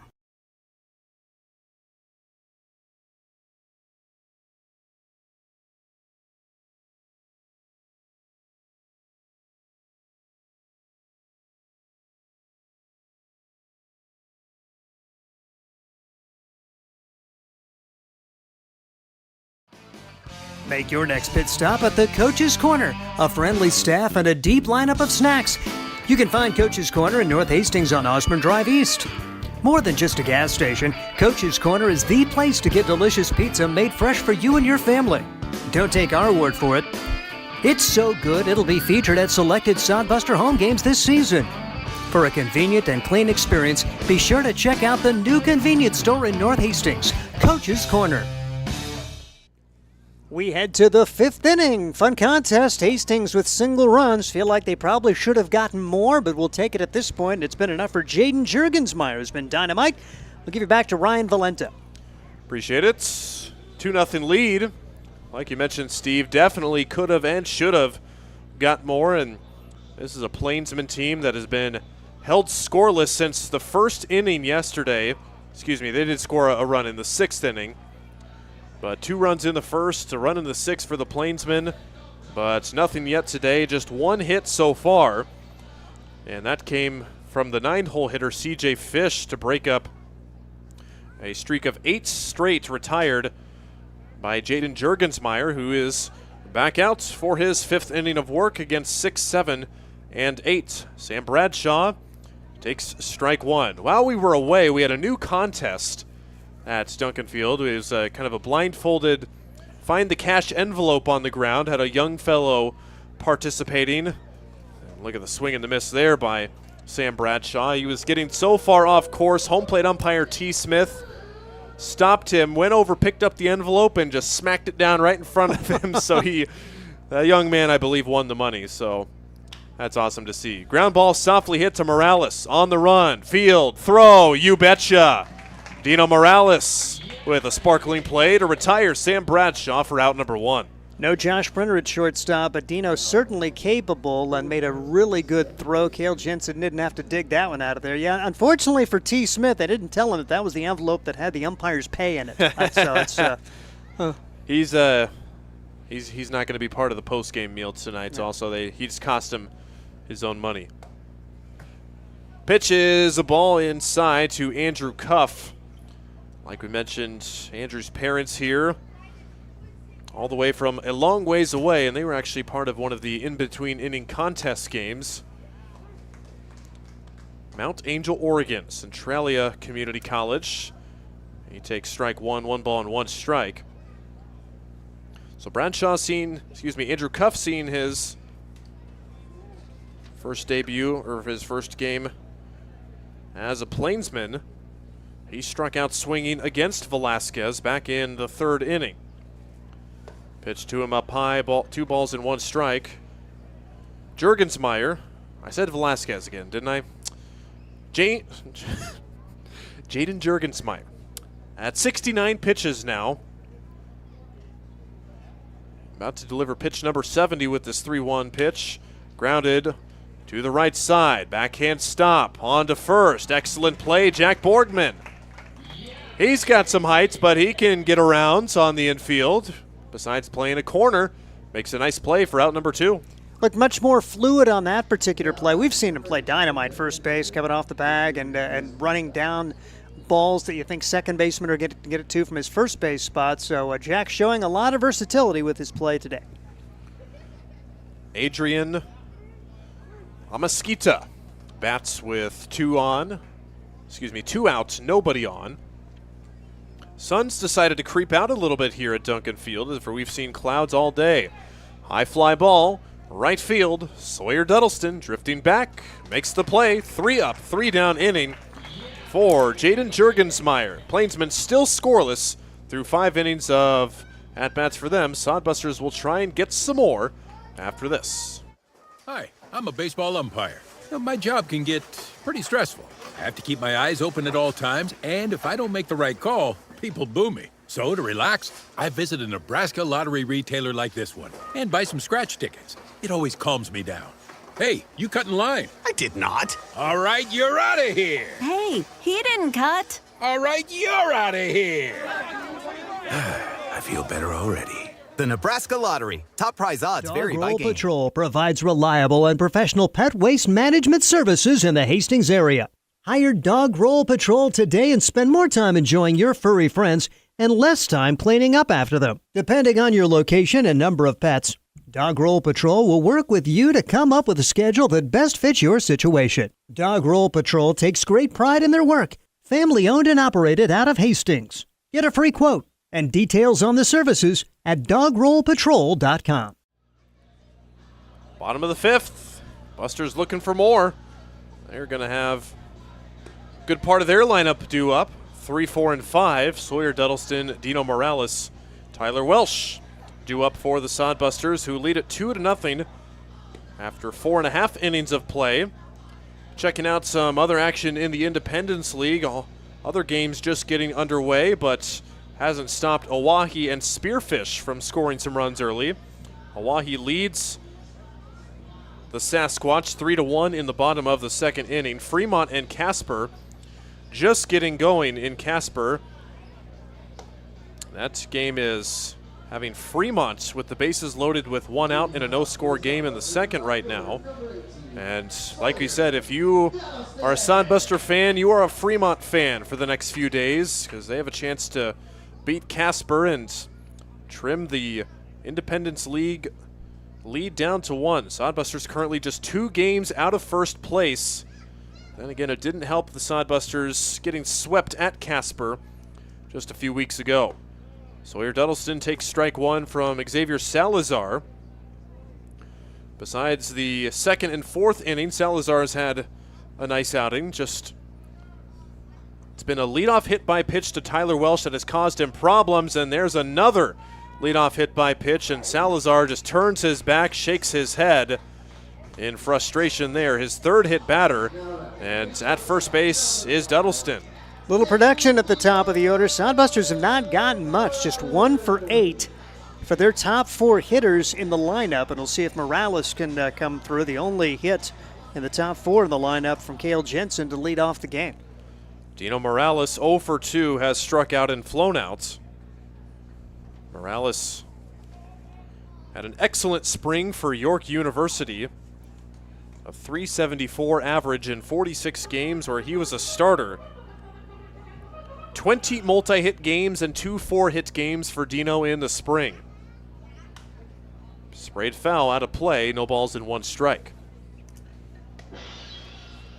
Again, Sodbusters in the middle of a lengthy homestand and just several days without a break.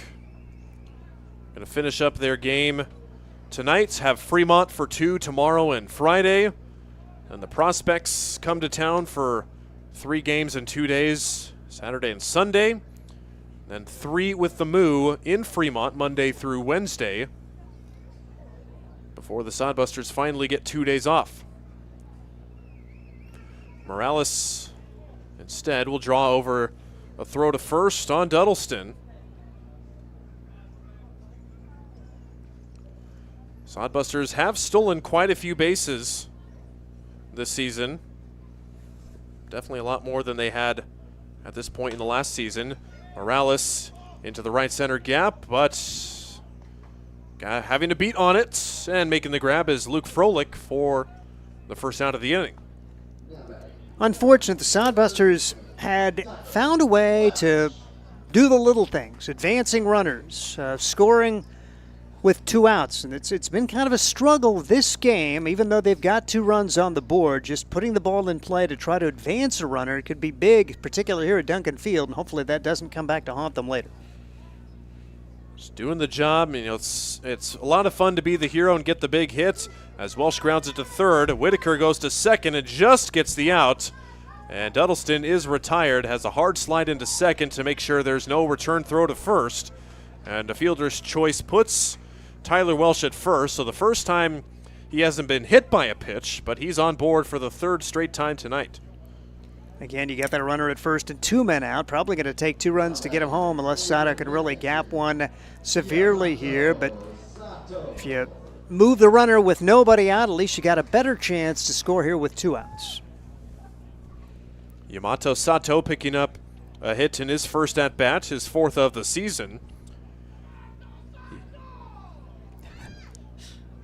What that fan said. He's going to take a strike. Late call by home plate umpire T. Smith. So that's strike 1. All started with a leadoff hit by pitch.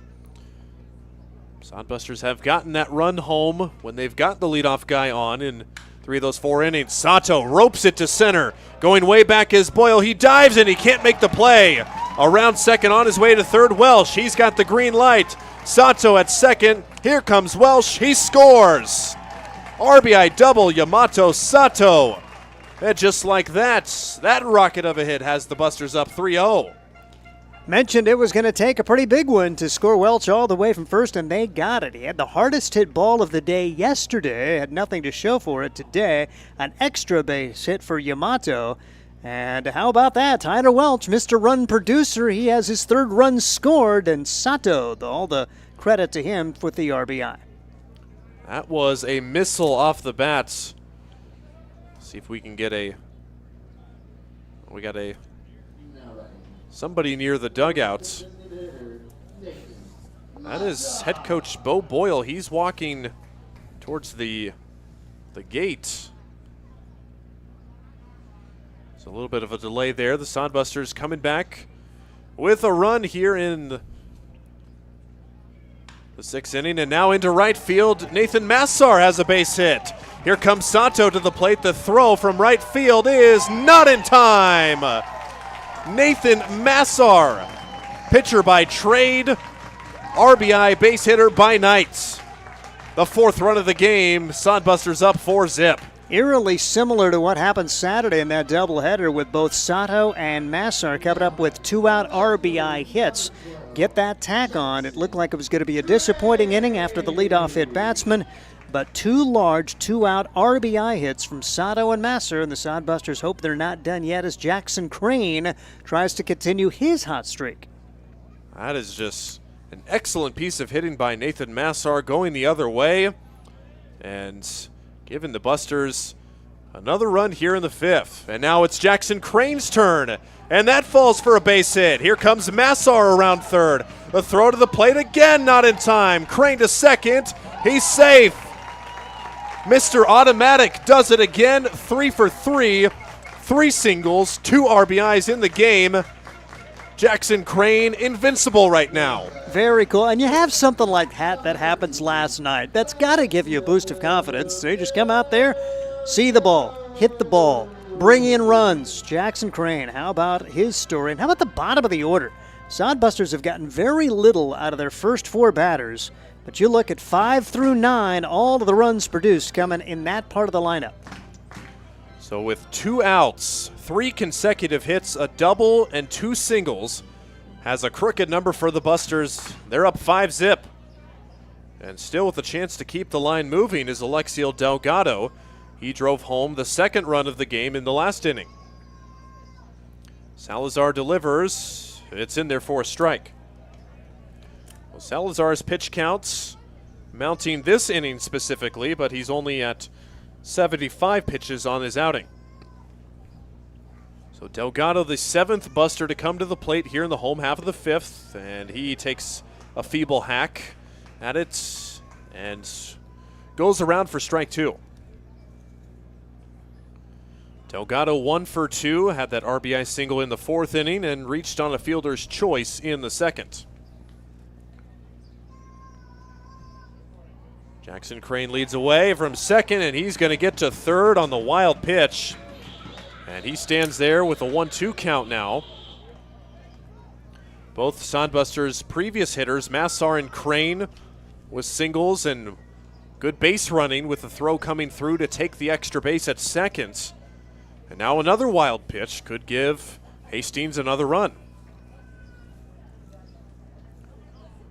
We'll see if Salazar can bear down and put out the fire here. He's 1 pitch away to Delgado with the 1-2 pitch. Here it comes. Oh, called strike 3 on a pitch that was nowhere near the zone. And that is the 3rd out of the inning, but the Busters score 3 and lead it 5-0. We'll be right back with the top of the 6th inning. Busters with some breathing room here in the final game of this one. There's nothing like relaxing on a summer day. Nothing like taking in a Hastings Sodbuster baseball game. And there's nothing like an ice-cold Pepsi to make the day perfect. Pepsi Cola of Hastings wants to make your nothing like be the best day it can be, whatever the occasion. Enjoy your favorite refreshing Pepsi product throughout the Sodbuster season and make your nothing like memories. Pepsi Cola of Hastings, a proud sponsor of Hastings Sodbuster Baseball. Hastings Sodbusters baseball's in full swing, bringing you another fun-filled summer of high-level collegiate wood bat baseball at historic Duncan Field. A great way to spend a summer evening with your families at a Sodbusters baseball game. Go online to HastingsSodbusters.com for their home game schedule or to purchase tickets. Hastings Sodbusters baseball. It's a hit. Got the spirit of the game. The Hastings Sodbusters. Sixth inning and back on the hill, Jaden Juergensmeyer now staked to a 5-run lead. The Busters recording 3 hits in that home half of the 5th inning to take that 5-0 lead. And the Plainsmen will come back up trying to get their first runs of the game. And for 6 and 7, we go back to Steve Stein. And getting all of those hits with 2 outs to really make it hurt. The 2-out RBI double from Yamato Sato, the 2-out RBI single from Nathan Bassar, 2-out RBI single from Jackson Crane. Now you feel really good about your chances here in the final 4 innings of this one, with Jaden Juergensmeyer continuing to roll right along, as through the first 5 he's thrown 73 pitches. He has allowed no runs on officially just 1 hit. So just 1 hit allowed in this contest, as Hastings Sodbusters getting the job done today. Official line, 5 runs on 8 hits for the Sodbusters, no runs on 1 hit for the Plainsmen. Each team has committed an error. And for the Plainsmen, they'll have their 9-1-2, and the pitch is across for a strike, no balls, and 1 strike on C.J. Fish. He stands in the right-handed box for the Plainsmen. Here's the pitch. Taken outside, they appeal down. He did not go around. 1-1 is the count on CJ. Fish out of Midland University, Fresno, California, and swings and misses here. Went 1 for 4 yesterday against the Hastings Sodbusters. Hastings getting a run in the 2nd, a run in the 4th. Those innings, you really kind of felt a little bit empty because you thought you could have had a lot more, leaving the bases loaded once, having a double play with the bases loaded another time. 1-2 pitch is high and tight, 2 balls and 2 strikes. But talk about picking up your team. An opportunity there in the 5th inning with 2 outs, 1 on, and the back-to-back-to-back hits to really break the back of the Plainsmen, and now a 5-0 lead here in the 6th. Off the fists, on the infield, Juergensmeyer will take control of this play himself, and there's 1 out. Jaden Juergensmeyer, Hastings College product, Grand Island Senior High grad from nearby, and he has had himself a game.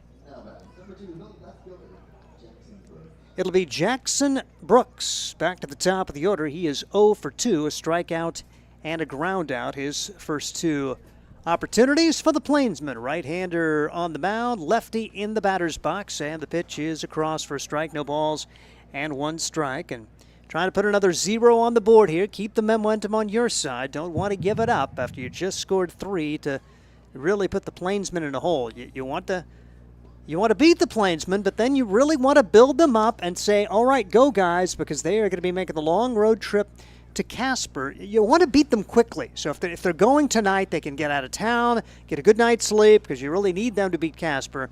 As the game differential, Casper 2 up on Hastings. Spearfish has actually moved into 3rd place in the Independence League, ahead of Fremont. Then it's Oahe. Casper 15-4. They have outscored their opponents by 91. Pitch taken outside. Meanwhile, the Hastings Sodbusters, 2nd in the Independence League, they have been outscored still by 12 runs. A lot of close wins, and when it hasn't gone well, they've been pounded pretty good.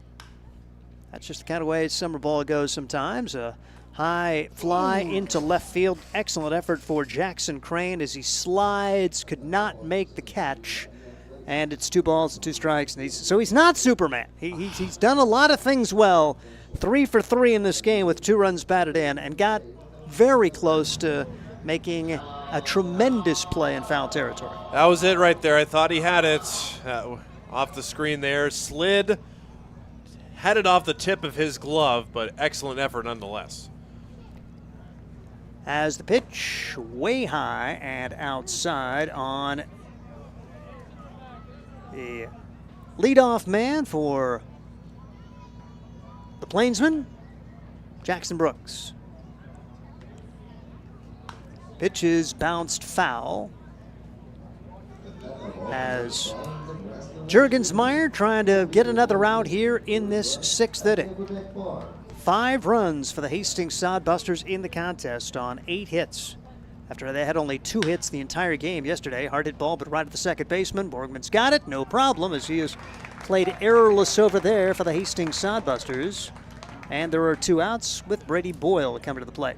So like we've been saying, with that long homestand and just long stretch of games coming up, you want to save your arms as much as possible. Jurgensmeyer approaching 90 pitches. If you can get a quick out here, you figure he may be able to come out for the 7th inning and perhaps have to use one less guy out of the pen tonight. That would be ideal, and Jurgensmeyer, a tremendous Sodbuster debut. Here's a bouncer to the left side. Welch on the run, makes a nice play, good throw, and that will do it as 1, 2, 3 go the Plainsmen here in the 6th. It's still 5-0. Hastings Sodbusters on top. Hastings Sodbusters baseball. Let's face it, we move our bodies around a lot. And sometimes things happen, a tweak, twist, pull, strain, ache, or pain.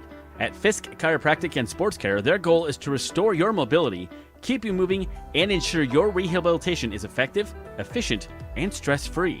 Do you suffer from headaches and neck pain, lower back or sciatica? Call Fisk Chiropractic and Sports Care today. Start to discover wellness through chiropractic care.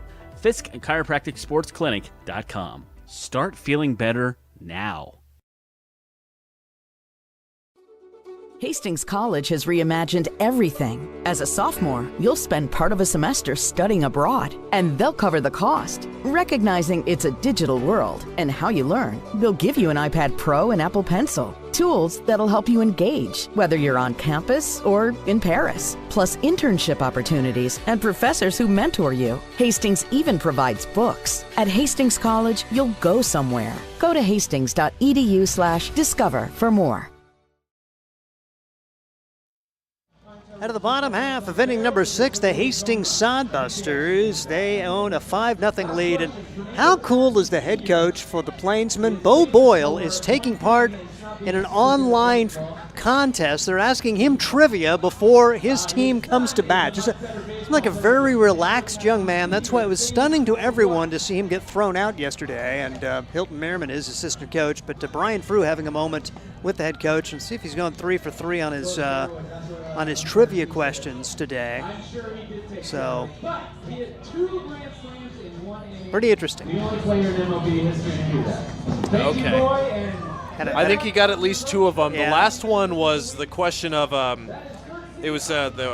think it was Fernando Valenzuela who hit 2 grand slams in the same inning for the Cardinals back in the Dodgers way back then. But it was why Pete Rose was banned from baseball was the first question, and he got that one right. Second was the Pine Tar incident with George Yes. Brett. And hey, hats off to Bo Boyle, because Bo Boyle's a young guy. He wouldn't have been alive for either one of those things. No. It's good to know his baseball history there if he's going to be a baseball guy.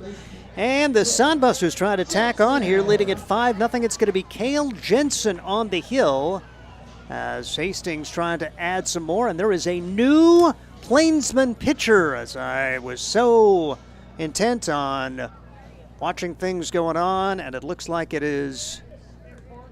Well, let's see. We will get a verification here when he makes the first pitch and turns his back. Is going to be number 7, I believe, as Cale Jensen takes ball 1. 1 ball and no strikes as we get our first look at Tyler Foster.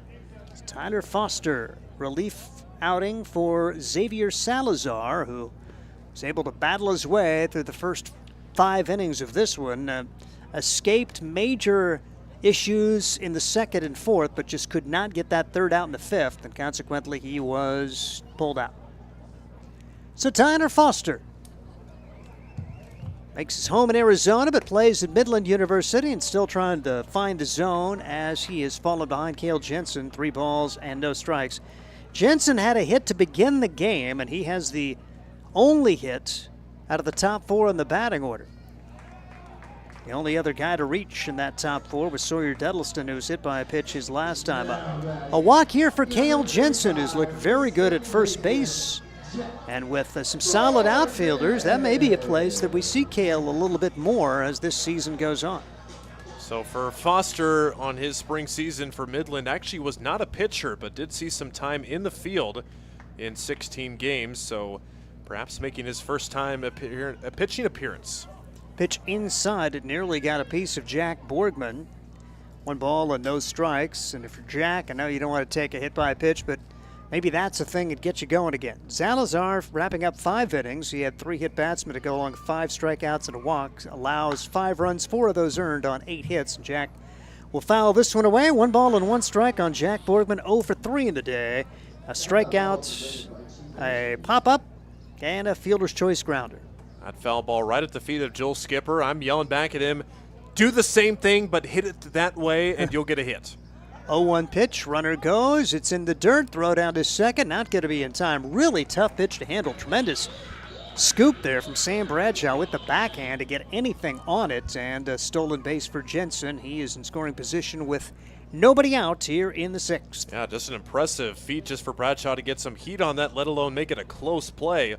Buster Posey-esque right there.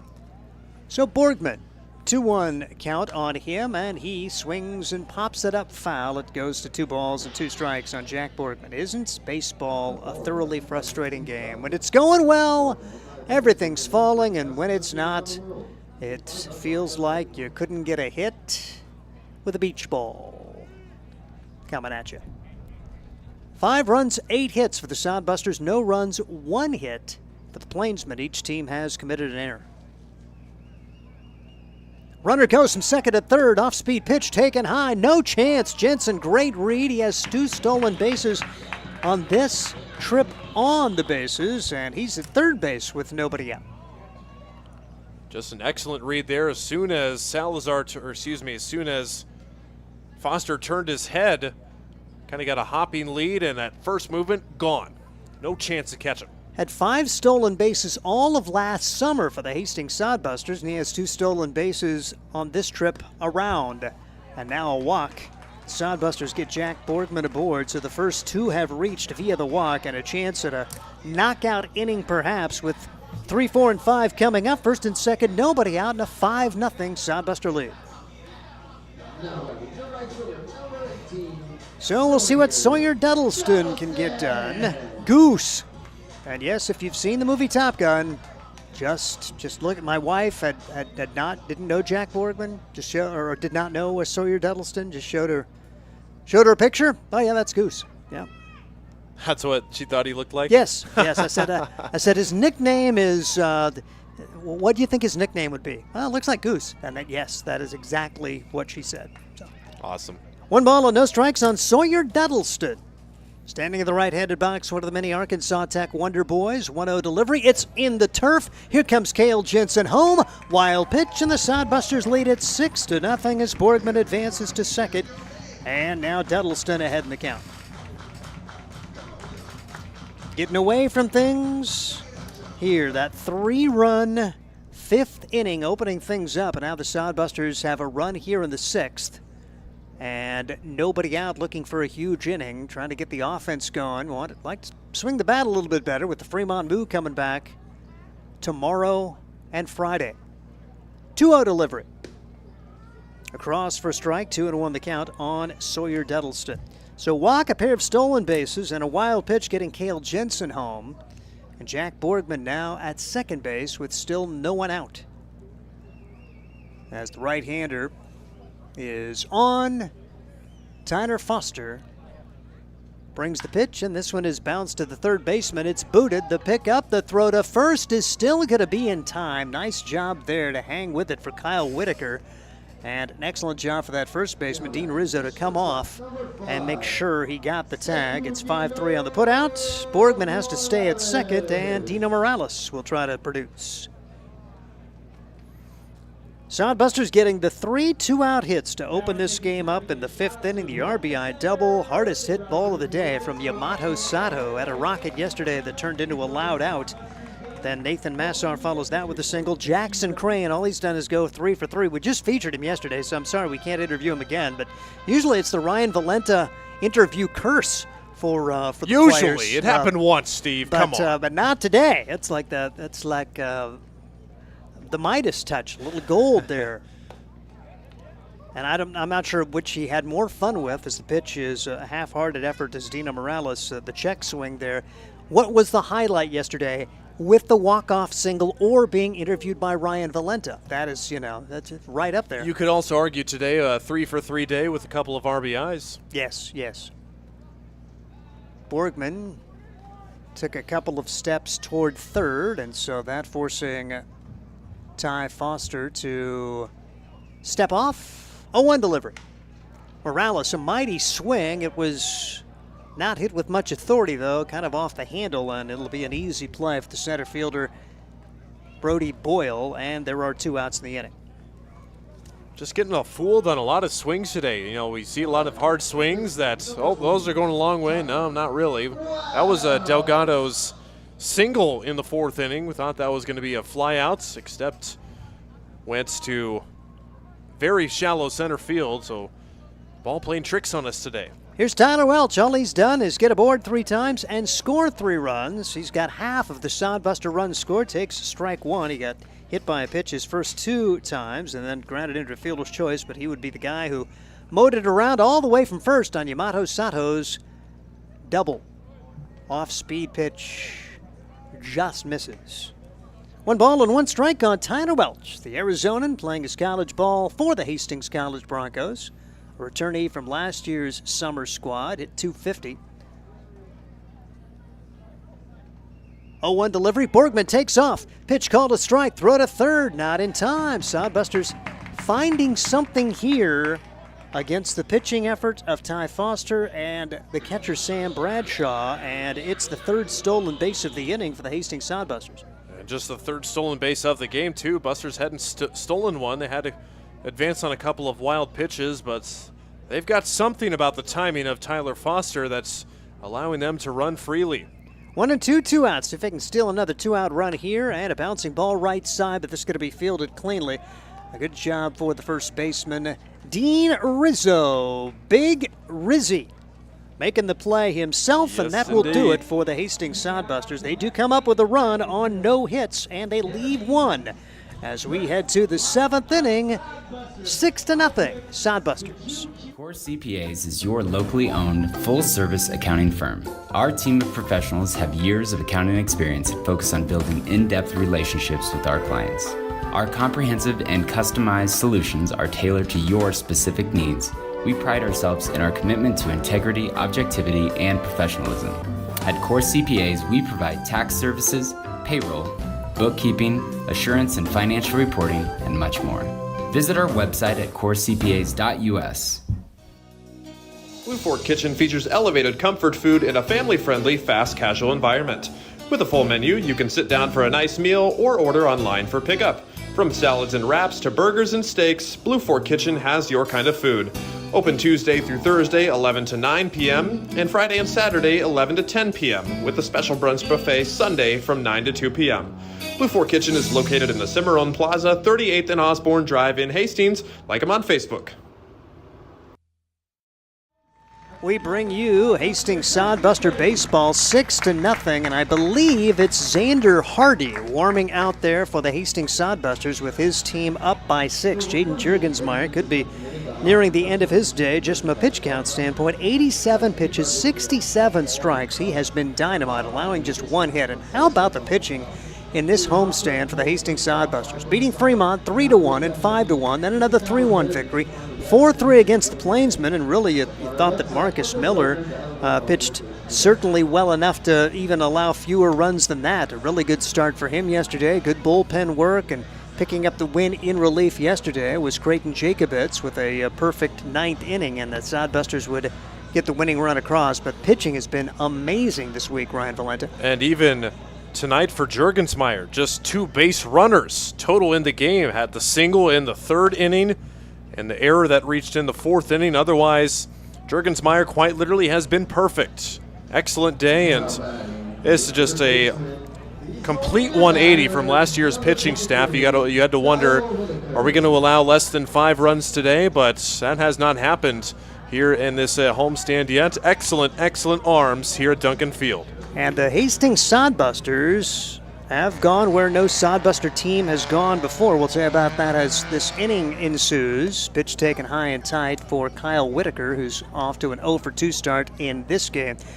I didn't want to mention it yesterday because, we're all superstitious in baseball, but the Sodbusters got to 6 games over 500. They had never been 7 games over 500 until now with that 12-5 record, 8-1 at home. So pretty cool for Hastings. Now they want to just keep on going and climb the ladder here in the Independence League first half standings. 1-1 the count on Kyle Whitaker.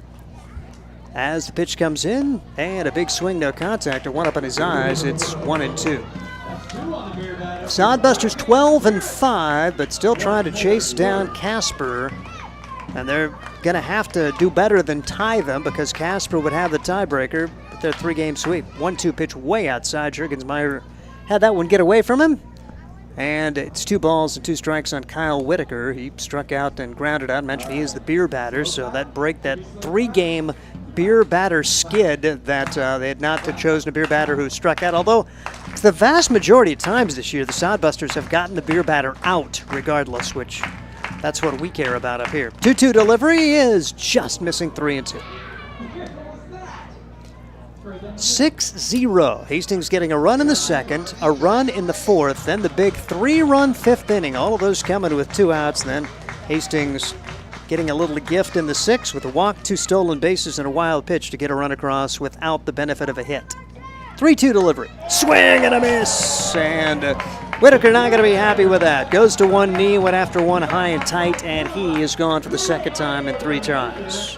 Pretty much corkscrewed himself into the ground, too, going up against that pitch. And how about the start by Jaden Juergensmeyer? Make that now 8 straight retired for the Hastings starter. 6 strikeouts, no walks today for Jaden. Here's the pitch. High for a ball, Luke Froelich. He reached on an error back in the 4th. He is 1 for 2. Also has a stolen base to his credit. 6-0 Hastings on top. 7th inning, the Sodbusters find themselves 8 outs away from another win as they try to continue their streak. Man of the right-handed box is the Morningside product. Froelich, 2 GPAC rivals with the Hastings Broncos and the Morningside Mustangs. Pitch misses, 2 balls and 1 strike on Luke Froelich. Hit 207 in the spring, had a home run, 11 runs batted in. He went 1 for 3 yesterday with a run batted in, and swings and misses here. A lot of swings and misses from Juergensmeyer against these Plainsmen. 2-2 the count. Juergensmeyer working quickly, and why not? He is in command. Looks in at Sato, brings the pitch, and this one is lofted high in the air, left field, carrying pretty well. Jackson Crane on his horse, goes back, makes the catch, 2 outs. It's probably a home run at a lot of other parks here in the Independence League. Sodbuster outfield has looked really good this year, and Crane showing his range out and left today.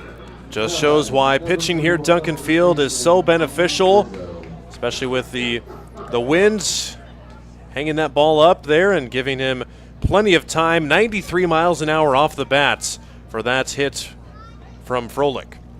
Dean Rizzo tries to salvage the inning for the Plainsmen. He's first pitch swinging and fouls it away. No balls and a strike. 0 for 2 with a ground out and a strikeout. And Juergensmeyer trying to work his way through the 7th. There continues to be left-handed action. Xander Hardy. Bouncing ball to the right side. Borgman's got it. Throw to first. 1-2-3. Juergensmeyer continues to mow them down. Hasn't allowed a base runner since the 4th. Sodbusters try to add more as they lead it by a score of 6-0. This is Sodbuster Baseball.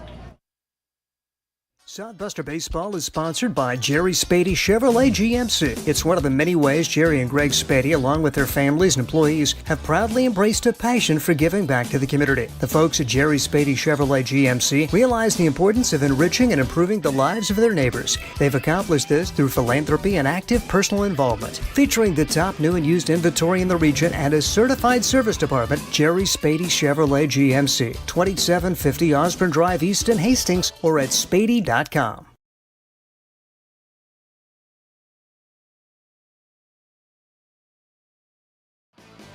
Make your next pit stop at the Coach's Corner, a friendly staff and a deep lineup of snacks.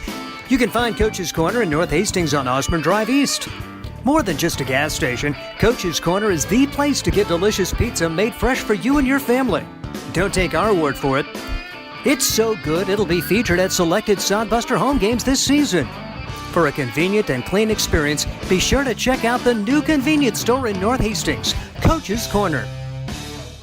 Sodbuster Baseball is right at the bottom of the 7th inning. Steve Stein, Ryan Valenta pulling double duty. He is the producer and TV guy to go along with being the primary announcer. I just sat here because I'm not a good multitasker, and so I just talk. Sodbuster's going to have Sato, Massar, and Crane to come to bat against Ty Foster. They'll get a chance to see him for the first time as Foster came in the 6th, allowed a couple of walks and a run. Still hasn't allowed a hit. Sodbuster's much more comfortable at this point in the ball game than they were yesterday as they battled from behind to win the contest against the Plainsmen. Didn't score until the 6th. They trailed 3-1 at the time, then got 2 in the 8th to tie, 1 in the 9th to win it despite having only 2 hits in the game. Get a run across on an obstruction call. They had an infield single that was thrown away. 2 runs scored on that, and then in the 9th inning, out, then walk, intentional walk before Jackson Crane ended it with a walk-off, and he's not been retired today, so he just continues to roll right along. Meanwhile, Yamato Sato with one of the bigger hits in this contest as he had the 2-out RBI double to give Hastings a 3-0 lead at the time, and they would add a couple of more as the pitch is across for strike. No balls and a strike on Yamato Sato. So he's got himself a multi-hit game and swings and fouls the pitch back quickly down to the count. No balls and 2 strikes on the Hastings catcher. 2 for 3, an RBI and a run scored, and that double last inning. Foster winds and delivers. Took something off of that one. That was inside, and it got a piece of Sato. I think he wants to swing.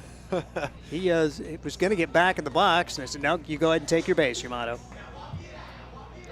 So he's aboard, and Nathan Massar will come to the plate. He was another dude that came through big in the 5th. 2 outs, able to continue that inning with a single. He's got a hit, a run scored. He's 1 for 2. Stands in the right-handed box. Sodbuster's looking to add to a 6-run lead. Here's the pitch. Little blooper on the infield. That's trouble, and it's going to get to the grass for a base hit. A fister from Nathan Massar. Second baseman couldn't get over there to cut it off. Andrew Cuff had no chance, and first and second, nobody out for Jackson Crane. Was Jackson Crane really on our radar before yesterday? A guy who, low 200s, hadn't played a great deal. Comes through with the walk-off hit, gets the Gatorade bath and the big mob yesterday out in short center field. And all he's done today is go 3 for 3 with 2 runs batted in. Jackson Crane. Certainly becoming a homestand fan favorite with his performance the last couple of days. Fouls the first pitch away. 0-1 on Crane. Pitch from Foster. Across for strike quickly. 2 strikes on Jackson Crane. Arkansas Tech guy from Russellville, Arkansas, and I could listen to him talk all day. Got a cool accent. It was a really fun interview. You can check that out on our Sodcast that Ryan Valenta did. Pitch low and in the turf. Good stop there. Pretty decent day behind home plate for Sam Bradshaw. He's had to handle a lot of stuff back there, and that keeps Yamato Sato at second and Nathan Massar at first. 6 runs, 8 hits for the Sodbusters. No runs, 1 hit as Jaden Jurgensmeyer, the story of this day, for the Hastings Sodbusters. Bouncing ball left side. Third baseman's got it. It's going to be a race and a win to the bag there for Kyle Whitaker. So it's a fielder's choice grounder there for Crane. 5 unassisted to retire Sato. And Messar ends up at second with Alexiel Delgado coming to the plate. Visit to the mound here as we'll see the head coach, Bo Boyle, come out and talk with Ty Foster. Bo Boyle, head coach from Sacramento, went to Midland University, and he's now a grad assistant there. Hilton Merriman, another Midland guy. He's normally the guy that goes out as the former right-handed pitcher for this Midland squad, but I think instead of this being a pitching conversation, more defensively, what do you do with first and second and one out in case some sort of play is on right here with the number 9 hitter Alexiel Delgado handling the bat pretty well. Yeah, literally took the words out of my mouth. Going to say Alexiel's been handling it pretty well. Had some struggles at the top of the order, but like we've talked about before, might be a new home at the bottom of the order, kind of acting like we've talked about a ninth hole leadoff hitter, if you will. Sodbusters trying to add more. They lead 6-0. And the pitch. On the outside corner for a strike. No balls and a strike. Alexiel Delgado. Fielder's choice grounder, an RBI single, and a strikeout in his 3 at-bats today. 1 for 3 for Alexiel Delgado. Carolina University Bruin. 0-1 delivery. That's in the turf and swiped nicely by Sam Bradshaw. 1-1 the count. Delgado, he's majoring in business, and had he not played baseball, he talked about the fact he probably could have been an engineering major. Really liked that, but did not know if he could be an engineering major and do all those things away with the baseball schedule. And so at this point, majoring in business, and he takes strike 2. Can't say I know too many athletes that are engineering majors. That is a very, very time-consuming major in college. 1-2 with 1 out. Runner at second and a runner at first, and the pitch just misses. Have a little bit of sigh of relief there on that borderline pitch that goes against Delgado, or that goes for Delgado this time. T. Smith, home plate umpire Bill Biven out in the field. Especially after Alexiel got rung up last time on one that he thought was out of the zone. 2-2 delivery, and this one's way outside, 3-2, and a bad one away from loading the bases with only 1 out. Alexiel Delgado shown the leather out in center field a few times. He's got great range for this Hastings Sodbuster outfield, and you need outfielders who can fly. 3-2 pitch. And the pitch fouled off of Delgado, and he's up quickly, but that does not feel good. So the Sodbusters had turned the runners loose with 3-2 and only 1 out. Now they'll return, and we'll see what the head coach has to offer here if Joel Skipper elects to put the runners in motion again. Yeah, I like the play. Being up big, and worst thing that can happen, you get a guy thrown out. But with the big lead there, make the Plainsmen make a play. Massar a decent lead at second. He'll go. Pitch fouled away, and Delgado just did, or they say it hit him. He looked like he was trying to get out of the way, and it. No, I think they're calling him out. I mean, well, he is at first. So they're trying to. The Plainsman dugout are trying to get them checked with the field umpire. I think Delgado went around. Yeah. And still, I think Bo Boyle's trying to ask, can we check? And he still has not gotten a check. Oh, did it hit the cat? Did he hit the catcher's mitt? Catcher's interference? Yeah, I think it's a catcher's interference there. So he started to go around. I think his bat caught the catcher's mitt. And that is exactly what Game Changer says. Yeah. So T. Smith caught that fact. We heard a double click on it, so we thought it hit something. And Delgado got a piece of the catcher's mitt, so catcher's interference to allow Delgado to reach, and that loads the bases for the top of the order. Cale Jensen, Sodbusters trying to add to a 6-0 lead, and just 1 man out here in the 7th inning, and count goes to 1 ball and 1 strike on Jensen, who walked his last time up, stole 2 bases, and came in to score on a wild pitch for the 6th Sodbuster run. And the right-hander, Foster, now back to the wind with the bases loaded, and puts the pitch a little bit high. So interesting. We've seen a lot of fun baseball things, a little obscure things that don't happen very often. An obstruction play yesterday, catcher's interference today, 2-1 delivery, and the pitch fouled away 2-2 on Cale Jensen. Jensen, a tremendous spring at Northeast Community College. Hopefully catching some eyes of bigger name programs and have a chance to move on, an original Division I recruit out of Central City High School.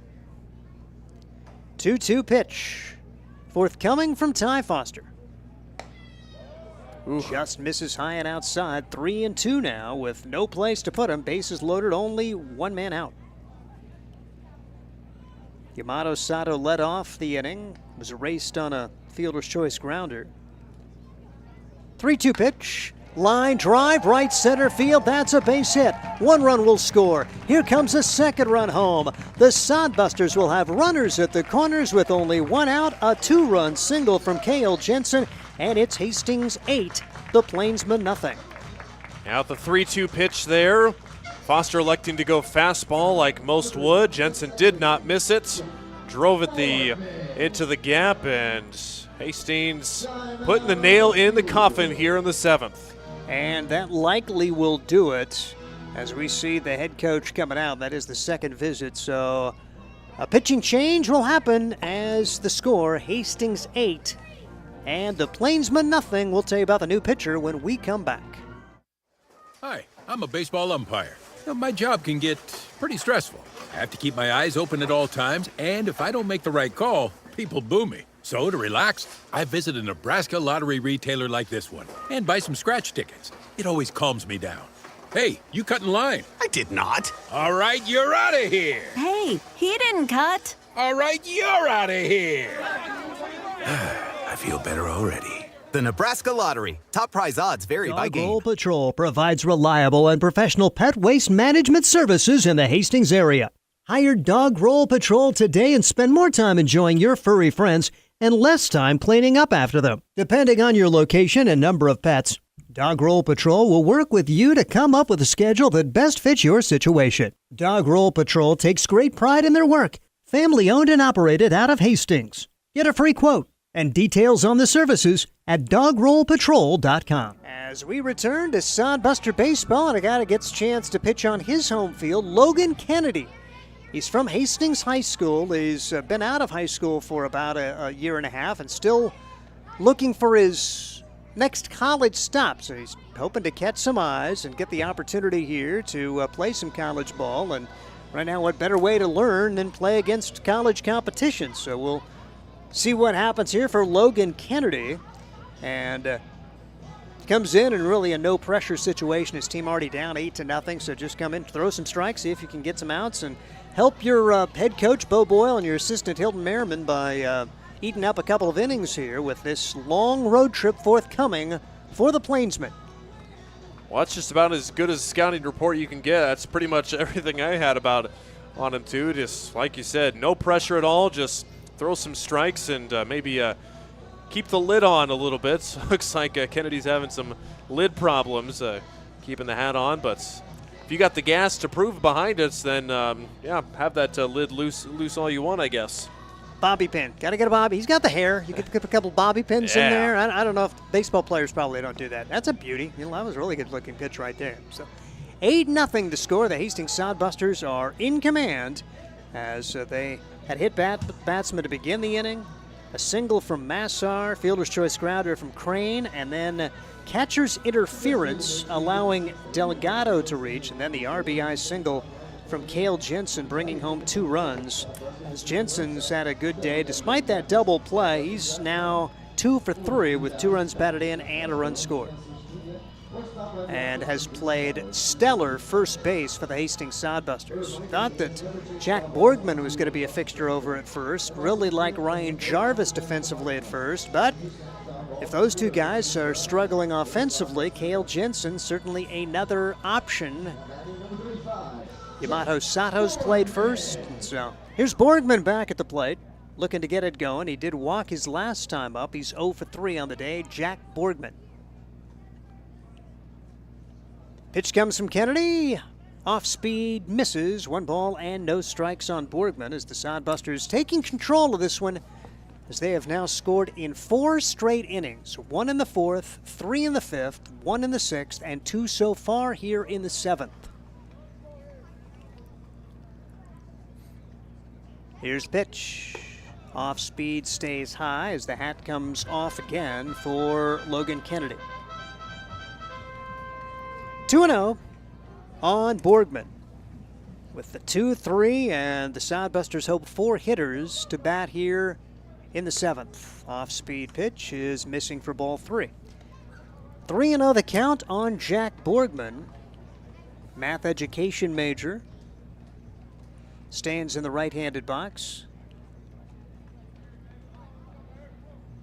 And the delivery from Kennedy is missing outside. A 4-pitch walk, still trying to find that release point, and throws strikes, and now they're loaded up for Sawyer Duddleston. Duddleston has 0 for 3 on the day. And it's going to go good, it's going to go bad sometimes. Sawyer, a little bit of a downward spiral in terms of the average, but he was almost at 500, still hitting .392 coming into today. The team best 13 runs scored. And he watches the first pitch go by at the letters for strike 1, no balls, and 1 strike on Sawyer Duddleston. And how tough is that as a batter in the box? You see the ball coming, and then there's a black cap flying off in the background, too. Is that distracting at all? I'm curious. At least it's not a white hat, I guess. 0-1 delivery. And a pop-up foul territory as the hat comes off again. And is there a tip there? Okay, does it come off in the fastball? Does it come off in the curveball? You know, you read the spin. I just watch the hat. Hat comes off, it's the fastball. Was his hat not come off yet? Yes, he's had a few pitches where his hat has stayed on, but I've not been able to get a good enough scouting report to figure out if there's any correlation between pitch style and whether the hat comes off. 8-0 is Sodbusters on top in the home half of the 7th. The pitch. Fouled away. Hat comes off. I mean, you're the stat geek. You should be over there tracking that. And where's our flight scope guy? The flight scope guys, how fast are the pitches when his hat comes off otherwise? Well, we can give him his mile per hours, and I think that's just really about it. 0-2 pitch is just missing inside, and do we have a speed yet on Kennedy? About middle 70s to low 70s right now, the 72 to 75 range for Kennedy in his outing so far. 1-2 delivery coming, and Duddleston pops it up foul territory. A long run down there. Is anybody going to get it? No. Yeah, just a little bit out of reach of everybody out there. Dean Rizzo at first base ultimately slid just to get out of the way of his second and right fielder, and you could hear some chuckling from his own dugouts. Probably got a kick out of that. Luke Froelich and Andrew Cuff with a better chance at that. And plus, if you've not played here, you got the turf infield. It slopes downward. It is yes, it's tough. Kind of wicked. You're watching the ball, all of a sudden you're going downhill. 1-2 delivery on the way. Curveball inside, and it hits Sawyer Duddleston. Are they going to allow him to have the base? They didn't move too far out of the way and took it right off of and it's 70 miles an hour and it's off your guard. If you're gonna be hit by a pitch, that's the one you want to get hit by. Sawyer Duddleston brings home a run here with a bases loaded walk as Delgado scores. Jensen's now at third, Borgman at second, 9-0. Hastings on top, and here is Dino Morales. The Hastings Sodbusters trying to close this one out. Bouncing ball left side, that's a base hit between third and short. It'll be station to station ball here as Dino has his first hit of the day and a run batted in, and Jensen scores. Borgman now at third, Duddleston at second, and the 9th man to come to bat in the inning is Tyler Welch with the Sodbusters leading it 10-0. Much needed hit for Dino, 0 for 4 on the night. Everybody else getting in on the fun. And why not join him? 10th hit of the game for the guys is to go along with those 10 hits. And for Logan Kennedy, he wants his opportunity. You're getting to the point now in the game where Logan may end up having to take one for the team. He may be asked to try to finish this one, get through the 7th and get through the 8th, just so they don't have to use another pitcher. But we'll have to see how it all works out. 1-0 the count on Tyler Welch. Still only one out here in the 7th inning. And this pitch swung on and missed, 1-1 on Welch. Welch hit by a pitch twice and then had a fielder's choice where he reached. He scored his first 3 times up for the Hastings Sodbusters. They now own a 10-0 lead. 1-1 delivery. Hard hit ball, left center field, could be trouble. Is that going to be a gapper? It will be.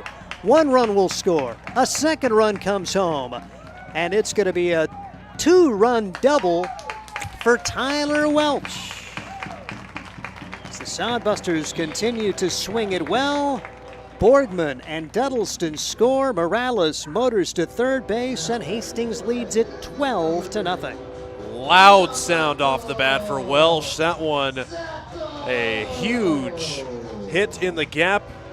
Excellent hitting performance there. That one just right in his wheelhouse, and Welsh did not miss it. And for the Hastings Sodbusters, it is their highest scoring game of the season. Had an early season matchup with Oahe in which they put up 11. That was way back on May 30th. They scored 10 at Spearfish on June 13th, and now a dozen, and still only 1 man out in the 7th as Yamato Sato takes strike 1. No balls and a strike. Sato hit by a pitch earlier this inning. He's had a big day. Yamato Sato. 12-0 Hastings on top. So part of the story of the game, the run scored, and then it began with the tremendous pitching from Jaden Juergensmeyer, who almost certainly would be done, you would think. 100 pitches thrown, a long wait between this 7th and potential 8th inning. It looks like Xander Hardy continues to get warm, and what a good spot to throw in Hardy in really a no-lose situation there for him to try to come in and eat a couple of innings. Bouncing ball left side, third baseman's got it. The spin, the throw to first in time. Good job there for Kyle Whitaker. That will score a run as Yamato Sato gets an RBI. He is thrown out. 5-3 on the play. But another run scores as Dino Morales comes in. Tyler Welch ends up at third base. Sodbusters lead at 13-0. Just got to hope they save some of this offense for the next few games here for the rest of the week. Fremont Moo in town the next 2 days. The Prospects will be here for a 3-game series over 2 days. This pitch high, and it goes back to the screen. And classy move for Joel Skipper. Not trying to add another one right here. Already up 13. He'll keep his runner at third base, and 1-0 the count. Meanwhile, for Kennedy, just trying to get this 3rd out, get to the 8th, and the Sodbusters, love to see them get 6 outs and put this one in the books. Continue this nice homestand as they have been outstanding at home. Wow. Had that first season loss to Fremont, and we think, oh boy, here we go again. As Fremont's really dominated the Sodbusters over the last few years, but Hastings has not lost a home game since that time. Trying to go to 9-1 here at Duncan Field. They've had a lot of Duncan Field style wins. Low scoring, tremendous pitching, good defense, the kind that will win you a lot of games in this spacious park. 2-0 the count on Nathan Massars. He has had a good go. Nathan Massar has his first multi-hit game as a Sodbuster. He had only 1 hit in 7 at-bats for the season coming into today. And takes a strike. Nathan Massar ahead in the count. He is 2 for 3. Massar's got a run batted in and 2 runs scored. And back when this was a game, Massar had a large 2-out single to get that 3-run 7th inning really rolling in full force. They had the back-to-back-to-back 2-out hits to open up a 5-0 lead, and they've since added a run in the 6th. 7 runs here in the 7th to take any doubt out of this one. And 13-0 is the score. 3-2 the count on Massar. Kennedy trying to get out of this. Misses outside. So Massar keeps the inning going with a walk. And that will allow Jackson Crane to bat for the 5th time. And he has had himself a game. 3 for 4, 2 runs batted in, and a run scored for Jackson Crane. It looks like they are going to have a mound visit from Hilton Merriman. He's the assistant coach. I don't know if this is going to be it for Kennedy. Like I said, in their ideal situation, they'd probably like Kennedy just to go ahead and finish things out, this out, and then the 8th, so they don't have to waste anyone else heading into that road trip to Casper. And if you're the Hastings Sodbusters, you want this Plainsmen squad to go to Casper and play really well. So get them rested, get them well fed, and give them big hugs as they get on the bus for Casper, because you need them to go up and give Casper a battle. Casper 15-4, Hastings 12-5 coming into today. Spearfish has moved into third place as they won yesterday over Oahe 7-5. Casper beat Fremont 11-3. So Spearfish 11-9, Fremont 11-10, and the Oahe Zap bring up the rear of the teams that are going to be eligible for the postseason series at the end of the year. You got the Nebraska Prospects also, a travel-only team at 4-8, and the Plainsmen had their first game yesterday. And looking at those other scores in the league right now, Oahe and Spearfish tied at 3. That game is in the bottom of the 5th inning, and then Fremont able to get those 2 runs home. They lead 2-1 over Casper in the 5th inning. Go Moo. Fremont. Something that we will not say after today. This pitch is missing for ball 1. 1 ball and no strikes on Jackson Crane. Kennedy to Crane as they do leave Kennedy in. Runners at the corners, 2 men out. And the pitch from Kennedy after the check of the runner. Hit pretty well into the left center field gap. Is that going to be trouble? It will be. It'll fall for a hit. Sodbusters will go first to third here as the throw is not going to be in time. The runner moves up on the throw, and Jackson Crane has his 4th hit of the day. He has his 3rd run batted in. He is in scoring position after Tyler Welch scored, and Nathan Massar ends up at 3rd when it's all said and done. That was just an excellent swing by Jackson Crane. That ball must look like a beach ball right now. That was low and in, went down and got it and drove it with some authority in the gap.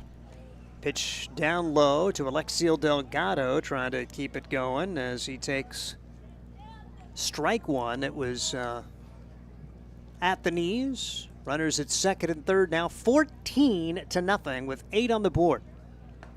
Like everybody wants to have a good at bat. You want to have success, but you also, at this point, somebody make an out.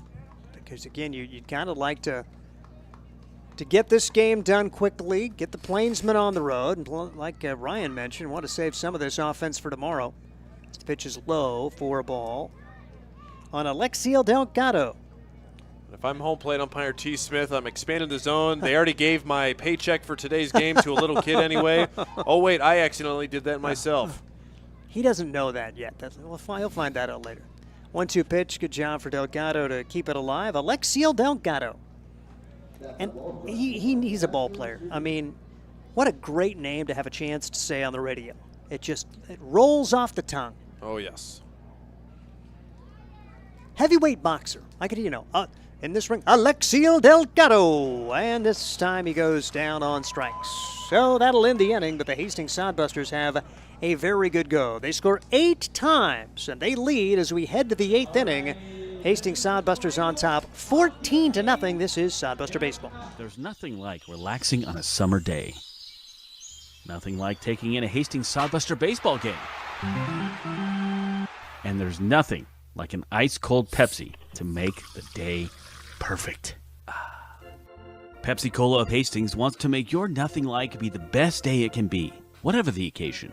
Enjoy your favorite refreshing Pepsi product throughout the Sodbuster season and make your nothing like memories. Pepsi Cola of Hastings, a proud sponsor of Hastings Sodbuster Baseball. Hastings Sodbusters Baseball's in full swing, bringing you another fun-filled summer of high-level collegiate woodbat baseball at historic Duncan Field. A great way to spend a summer evening with your families at a Sodbusters baseball game.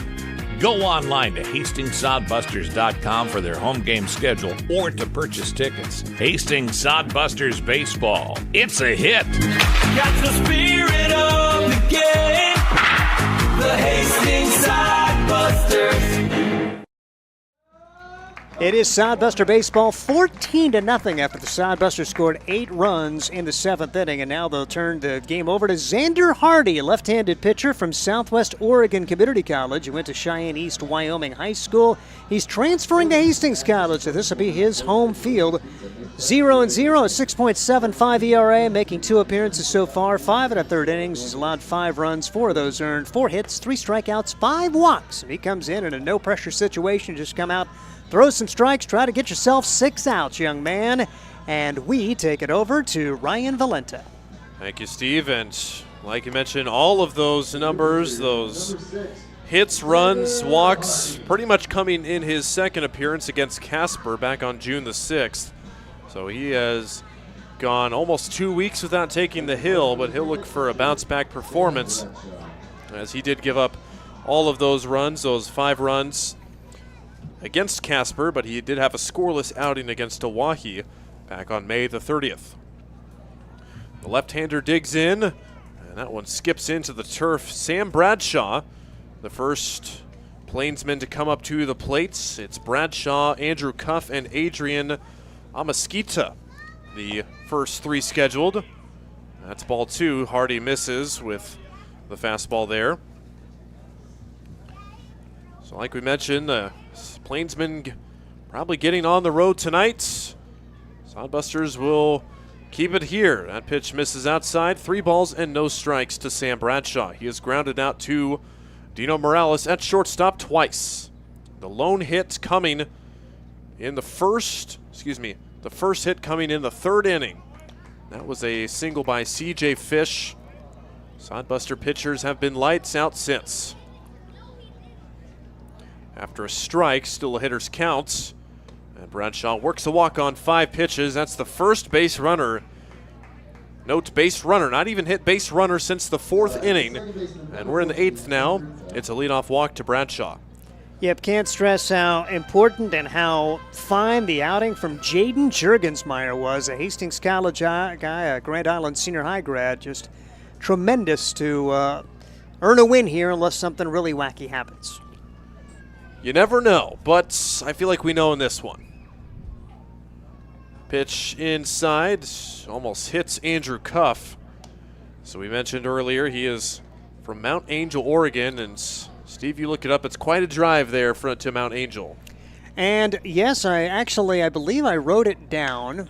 But we'll it's lined into center field, and the Mount Angel native gets a hit. I think it was close to almost 24 hours, if I remember. It was 22+ hours to drive here and 1,500 miles. So it was a haul. So just driving there and back, that almost warrants an entire oil change. Yes. In your vehicle. So there's the hits, just the second hit of the game for the Plainsmen. And that will bring up Adrian Amasquita, or perhaps a pinch hitter.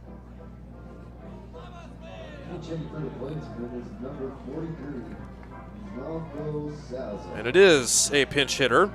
It's Marco Salazar. He is a Pearsall, Texas native.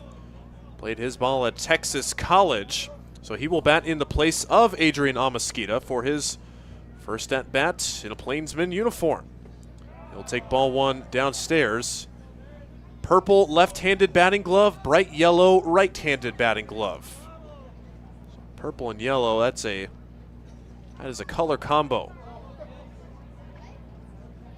So a leadoff walk, and now a single has 2 on with nobody out. And again in the turf, Hardy misses. 2 balls, no strikes to Salazar. And Mount Angel, Oregon, officially 22 hours, 41 minutes, and 1,558 miles from Hastings, Nebraska. There you go. That is a road trip and a half. 2 balls, no strikes from Hardy. Right in there for a strike.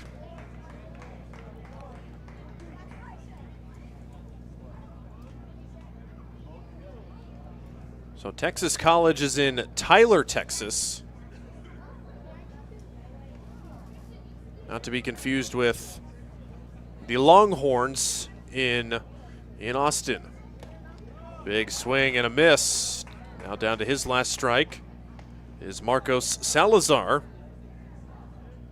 The Texas College Steers the official mascot. Hardy taking a look in, has battled back from 2-0, now 2-2. Pitch from Hardy and almost hits Salazar. He has to duck out of the way. He'll have a full count here with nobody out. One of those mascots you probably thought were pretty cool when you first started, but now what do you do with the female teams? Are they the female steers? That they're, farmers are shaking their head if that's the case. I'm not sure what the female teams are at Texas College. Well, it's not too different than the Longhorns. 3-2, just foul down the left field side. Yes, but you can have female Longhorns. You don't have female steers. Oh, you're just saying that it's Texas College sure. and Texas Longhorns. No, that's true. Yeah. Let's get maybe a little more original, shall we? Yeah. Big bovine theme down there. I guess that begs the question: who came first? Was it Texas College or Texas University? It's 14-0. That's what we do. All right, I'll look it up. Pitch again, and that's hit pretty well into the gap to left center field, and that will get down. Salazar has a hit, and the first run coming across for the Plainsmen. The throw to second, and Salazar is out. It's an RBI single, but Salazar thrown out trying to advance to second base. The Plainsmen are on the board. It's 14-1. As coming across to score is Sam Bradshaw. Tremendous instincts for Dino Morales, and I'm not sure if his teammates were shouting at him. Maybe they were saying, cut two, cut two. Perfect throw. Borgman applies the tag, and that gets the first out of the inning as you try to just minimize the damage. Now still up 14-1. Yeah, no reason to throw home or to third right there with the runners pretty much already there. And Salazar, just a bit too greedy, makes the first out on the base paths. And that one, I believe that it did hit C.J. Fish, and that one got him in a sensitive area on a bone somewhere in the lower extremities, and he will hobble to first base after being hit by the pitch by Xander Hardy, who has allowed the first four to reach here in the 8th inning. That loads the bases with one out. C.J. Fish will take a stroll down the line and test out that weak ankle, and that appears where it is that he got smacked with. No action in the Sodbuster bullpen as of yet. And again, with a 13-run lead now, you've got to figure Hardy's got a little bit longer of a leash rather than he would if maybe it was a 5-run game or less. We're going to have another pinch hitter coming in here in the place of Jackson Brooks. Jordan Massis is introducing himself into the ball game, and he will pinch hit back in the leadoff spot. We saw Jordan Massis start in right field last night, so he'll be making his second appearance. They call on him to pinch hits. He was 0 for 3, but one of his plate appearances, he drove home a run with a sac fly in the first part of that 2-run first inning for the Plainsmen. He takes strike one at the top of the zone from Xander Hardy, 0-1. So one run across, all started with a leadoff walk. How many times have we said that? The run comes from that. Hardy quickly pumps in strike two.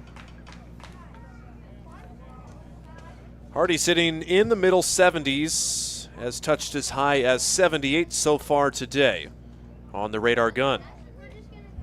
The 0-2 pitch, and spoiled off as Massis gets a piece of it. Hardy went to the same spot, outside fastball. Plainsmen with just one hit. Through the first 7 innings, they've got 2 hits this inning in their first run of the game. Runner on the first is on the move, and they will steal second. That is C.J. Fish, so that ankle must be pretty all right.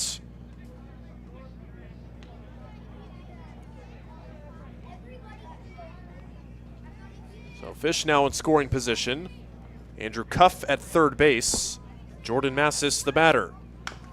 Little chopper right back to Hardy. He bobbles it, has to throw over to first, and it's not in time.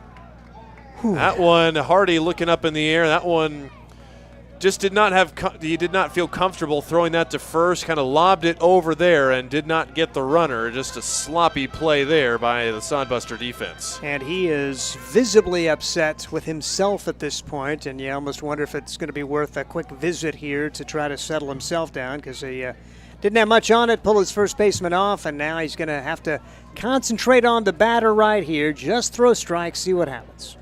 So they will rule that play an error on Hardy as he bobbled it and threw late to allow Massis to reach. And another pinch hitter now. It's going to be Thomas Nelson. He bats into place. Brody Boyle, ground ball to third.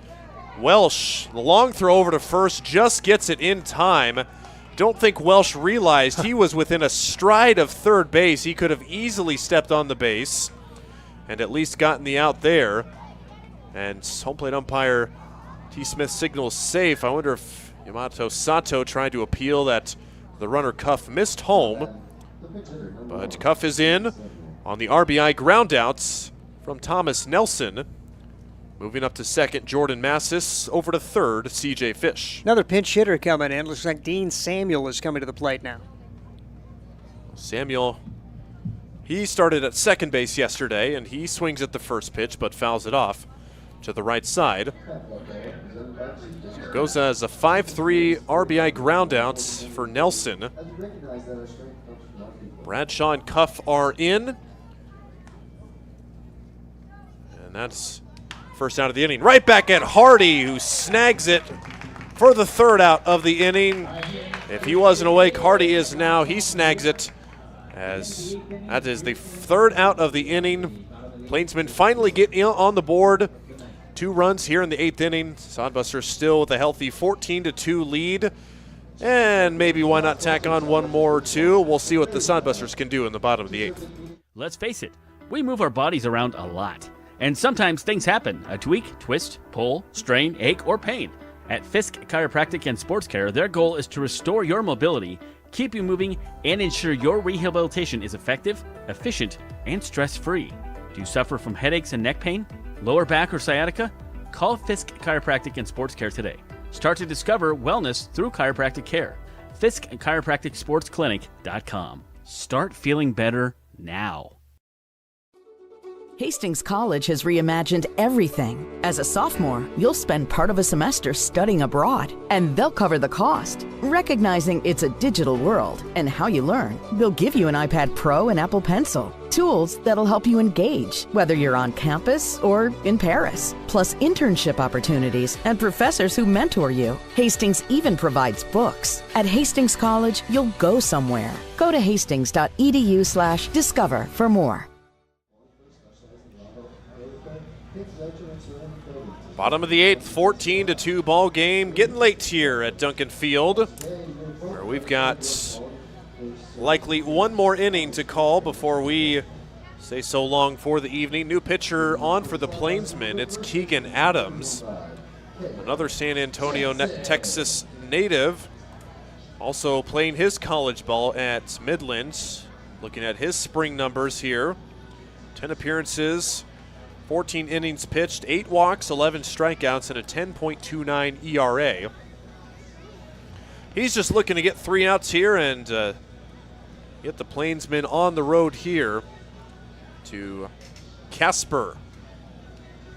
Plainsmen getting 2 runs on 2 hits in the last half of the inning.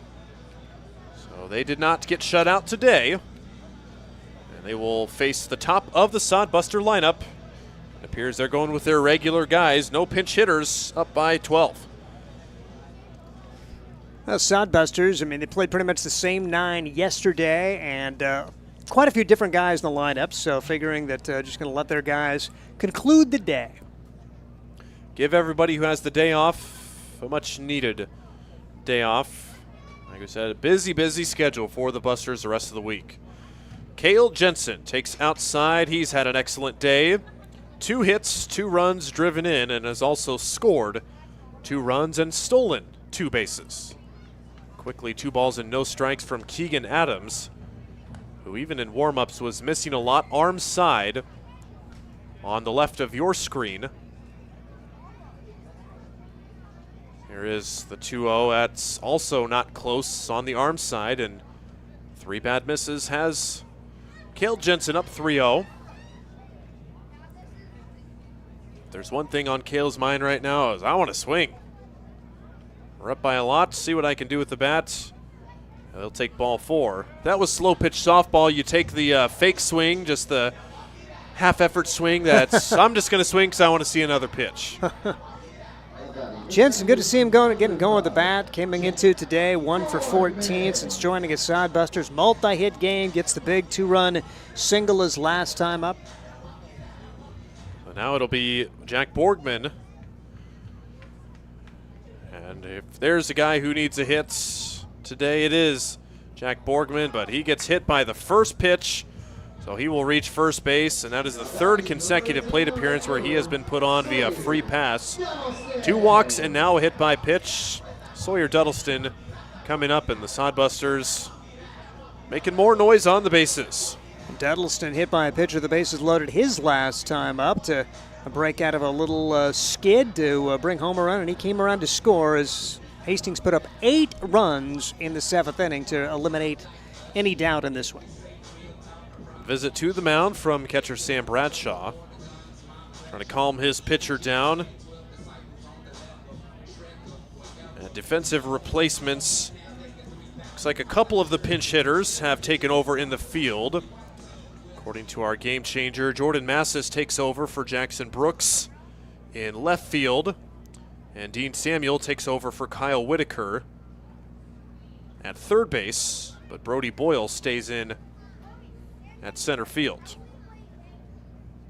So now Sawyer Duddleston looking to get a hit. He had his 6-game hit streak snapped last night, and he is still hitless today, believe it or not. 12 hits for the Sodbusters.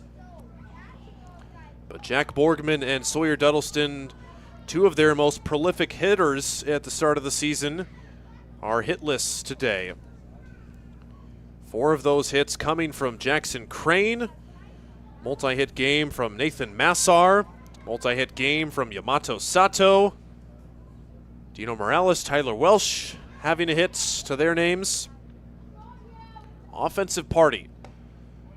Strike on the inside corner to Sawyer Duddleston, and it's about that time where a lot of that's even near the plate's going to get called a strike.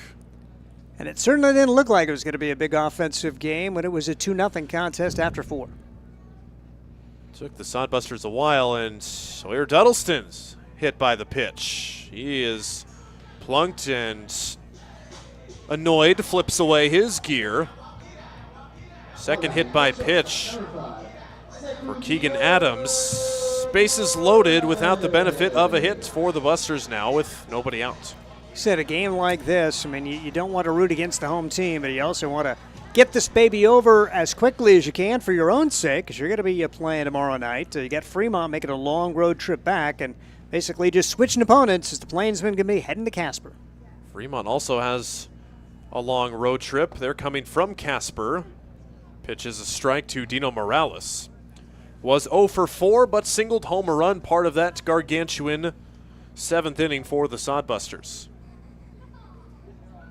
Pitch, high, towering pop-up, shallow left in the triangle of fielders, and running out is the shortstop, C.J. Fish, who makes the squeeze for the first out of the inning. Good job for Fish to retreat, get into that one, and make it look pretty easy. You could say he swam away out there in territory not familiar to him. You could say that. And I did say that. Meanwhile, I've been looking up the fact that Texas College was founded in 1894. The University of Texas founded in 1883, so UT is older. Just an 11-year difference. Yeah. Pitch in the turf, excellent block by Sam Bradshaw. Probably at the stage, like we saw earlier, where wild pitches, unless they're egregiously far away, the Sodbusters are likely to keep the anchor dropped on the bases. Tyler Welsh bats. He had a big RBI double in the 7th inning that scored 2 runs. As he waves and misses at that pitch, 1 ball and 1 strike. Keegan Adams, after being very wild in his first 3 batters, seems to have found a bit of command here. Pitch to Welsh inside. Welsh thought about it, but checks his swing. 2 balls, 1 strike. Same time tomorrow night. Once again, welcoming the Fremont Move for 2 games, Thursday and Friday, and then the Nebraska Prospects, a doubleheader on Saturday and 1 game on Sunday to finish out the 8-game homestand in 7 days. That also finishes up the first half of the Independence League schedule. If the Sodbusters can find a way to pick up a couple of games on Casper, only need to pick up 3 games to win the first half. 2-2 pitch to Welsh. Just a bit low, and now the count runs full and no place to put Tyler. But theoretically, the Sodbusters get the final 3 outs, and Fremont able to beat Casper. That shrinks the Spuds' lead in the Independence League to 1 game. Ball 4 inside, and a couple of Plainsmen not pleased with the call, and that's a bases loaded walk for Tyler Welsh. Give him his 3rd RBI of the day. Yeah, really big day for Tyler. He's been solid, just finding his way on base. 4 runs scored, so it's a day for Tyler Welch. So bases still loaded for Yamato Sato, who takes strike 1 on the outside edge from Keegan Adams. 15-2, the Sodbusters on top of the new season high in runs scored, and it was only a 2-0 game after 4. And offense exploding. After that 4th inning, Sato takes a breaking ball for strike 2. Sodbusters have scored now in 5 consecutive innings dating back to inning number 4. Yesterday, they had 2 hits. That's baseball. You know, they were just saving all the offense for today, and now we're at a point where we don't want to see offense. It's just, we are the pickiest people on earth right now. Pitch was in the turf and let go by Sato, so he now faces a 1-2 count. Bases full of Busters, Borgman at 3rd, Duddleston at 2nd, and Welsh at 1st. The 1-2 in the turf, blocked, 2 balls, 2 strikes.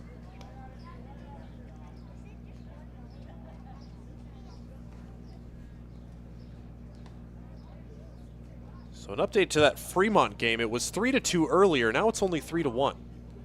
Man, we had a weird game yesterday. That's even more weird. So Sato goes around on the pitch in the turf. First base occupied, so he struck out for the 2nd out of the inning. Nathan Massar will be the batter, and he is the 6th man to come to the plate. And he swings and misses at the first one.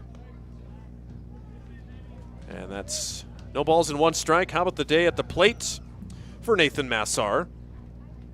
2 hits for him and also drove in a run in the 5th inning. Pitch outside, 1 ball, 1 strike.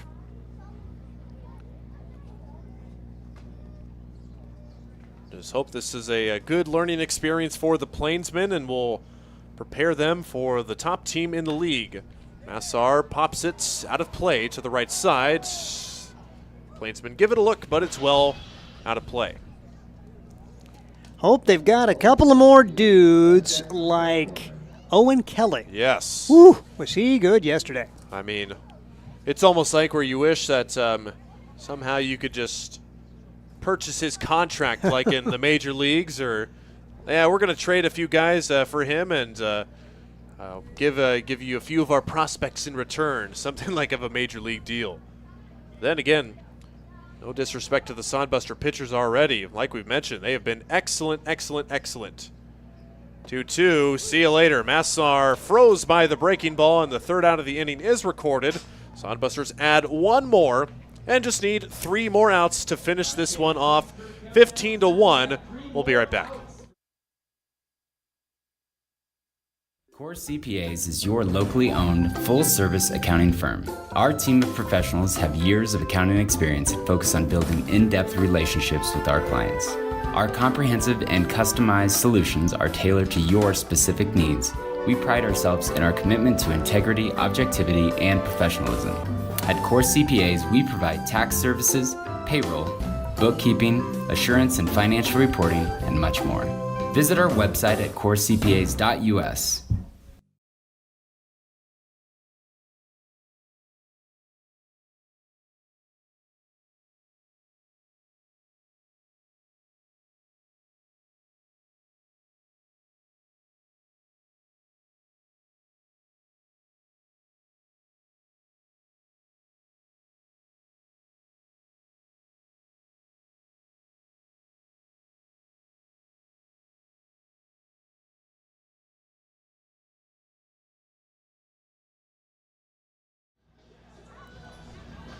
3 outs to get, or we can salt this one away.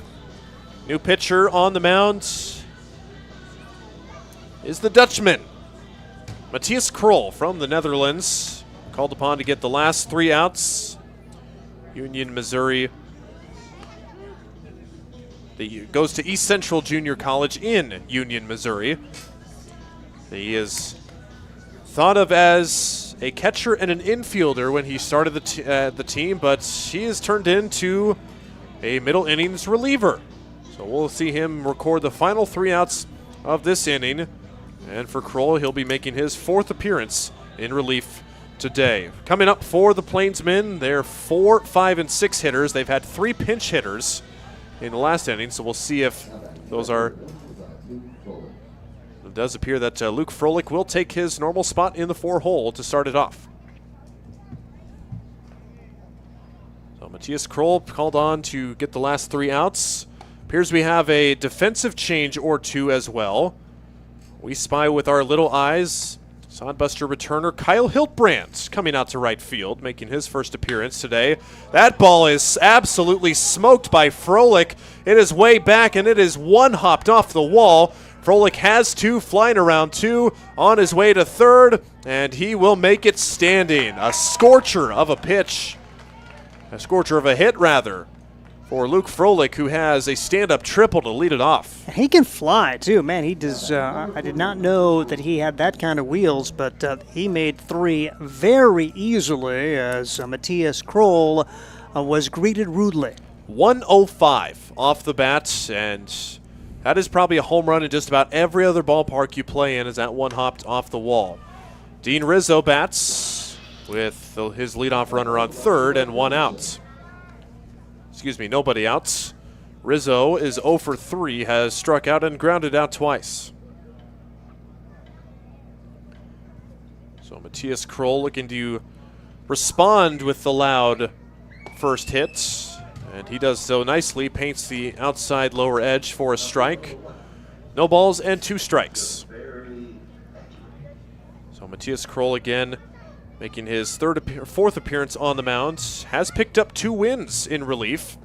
Rizzo goes down and swings and misses at a pitch in the turf. First strikeout for Matthias Kroll on his outing. And Matthias making his home debut on the mound. Both of those wins for him coming on the road in that 8-game road trip. So he picks up 2 of the 4 victories for Hastings away from Duncan Field.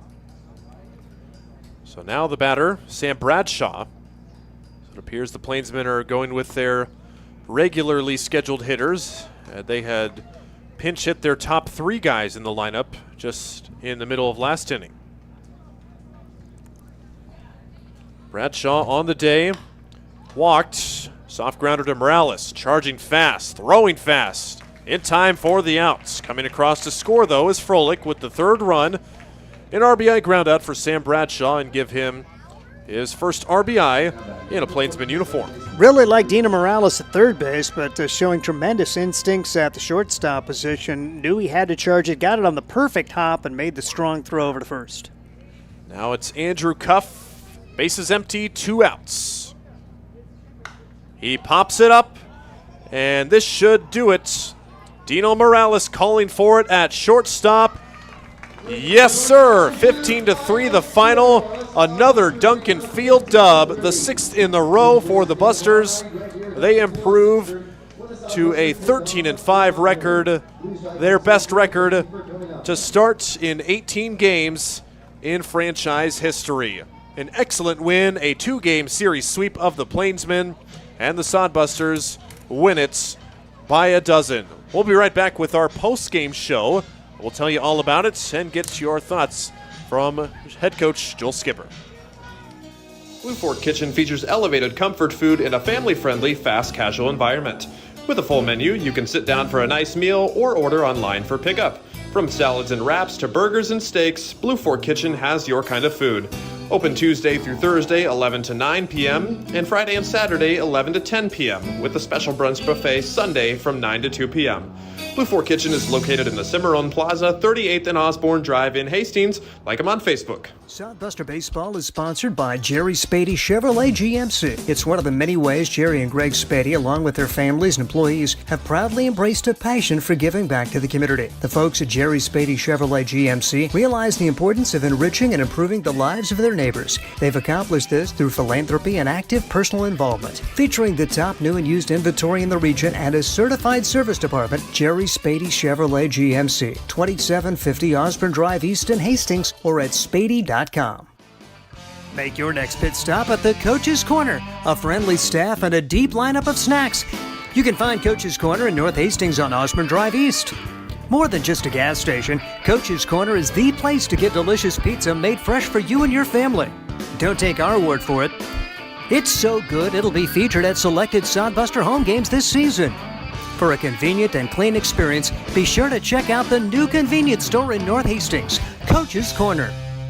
Hi, I'm a baseball umpire. My job can get pretty stressful.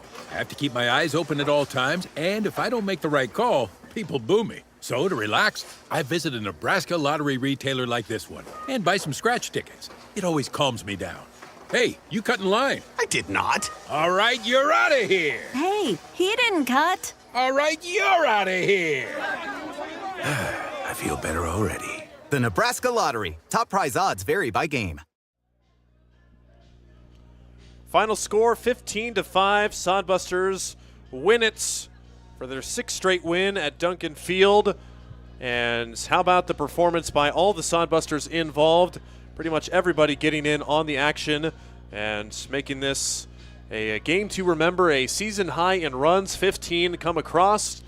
And when it looked like the Sodbusters were maybe just going to squeak out another 5-0 win or 5-1 win, they really turned it on in the last half of the inning, but not thanks to a excellent pitching performance by Jaden Juergensmeyer as well. Just a lot of good things for all around, Steve. As the pitching numbers, Juergensmeyer making his Sodbusters debut for this year. 7 innings, no runs, 1 hit, 6 strikeouts. Had Xander Hardy come in and work an inning, allowed a couple of runs on 2 hits, walked 1, and then Matthias Kroll finishing up with the 9th inning where he allowed a run on a hit. We'll talk about the hitters momentarily, but we'll get the perspective of the man here as Joel Skipper. How about Jaden Juergensmeyer in his Hastings debut? You got to like that because he's a Hastings College dude. I don't know if he's ever thrown over 45 pitches for us, so he went the distance tonight, did a tremendous job filling up the zone. Super proud of him. Great night. So, and it was obviously, it looked like that it was going to be maybe another 4-1, 4-0 game, but just something clicked in the later half of the innings. Just, I mean, what was the difference between the start of the game at the plate versus the end of the game? Yeah, I think we grinded out at bats, got some walks in there, then obviously just kind of hit it where they weren't. I think the approaches got better throughout the game. So obviously when you put up 8 runs in an inning, that's pretty good. So I was proud of the guys.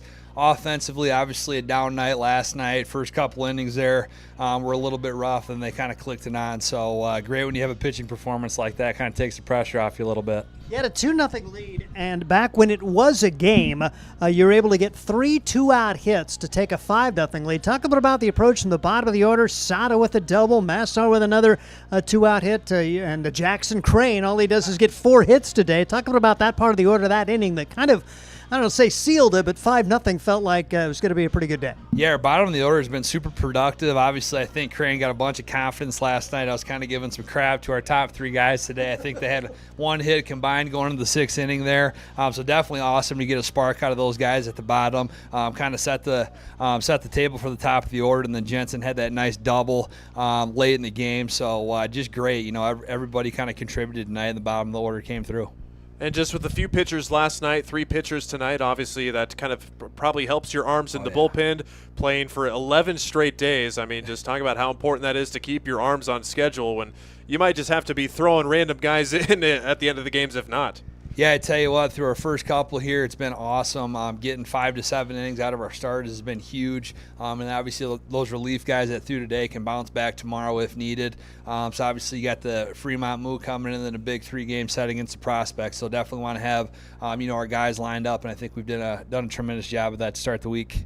You got Jensen going again. Offensively, you mentioned that. Him at first base. Talk a little about that. I don't know how much first base he's played, but he dug some balls out of there. Kind of gives you versatility when you can put a guy like that, and when you got some pretty decent outfielders out there. Absolutely. You know, I think we got some reinforcements in. We've had some guys playing 5, 6, 7, 8 days in a row, so wanted to kind of give them a blow tonight. So it's kind of fun, you know, putting some guys in some different spots. Saw Borgman over at second base too. Don't think he's done that since high school. So I had some great put-outs tonight. And then, like you said, Jensen's just a big body over there, had a great glove. Had some picks for our guys, so that was great to see. Give our guys a day off, so they're full strength for tomorrow.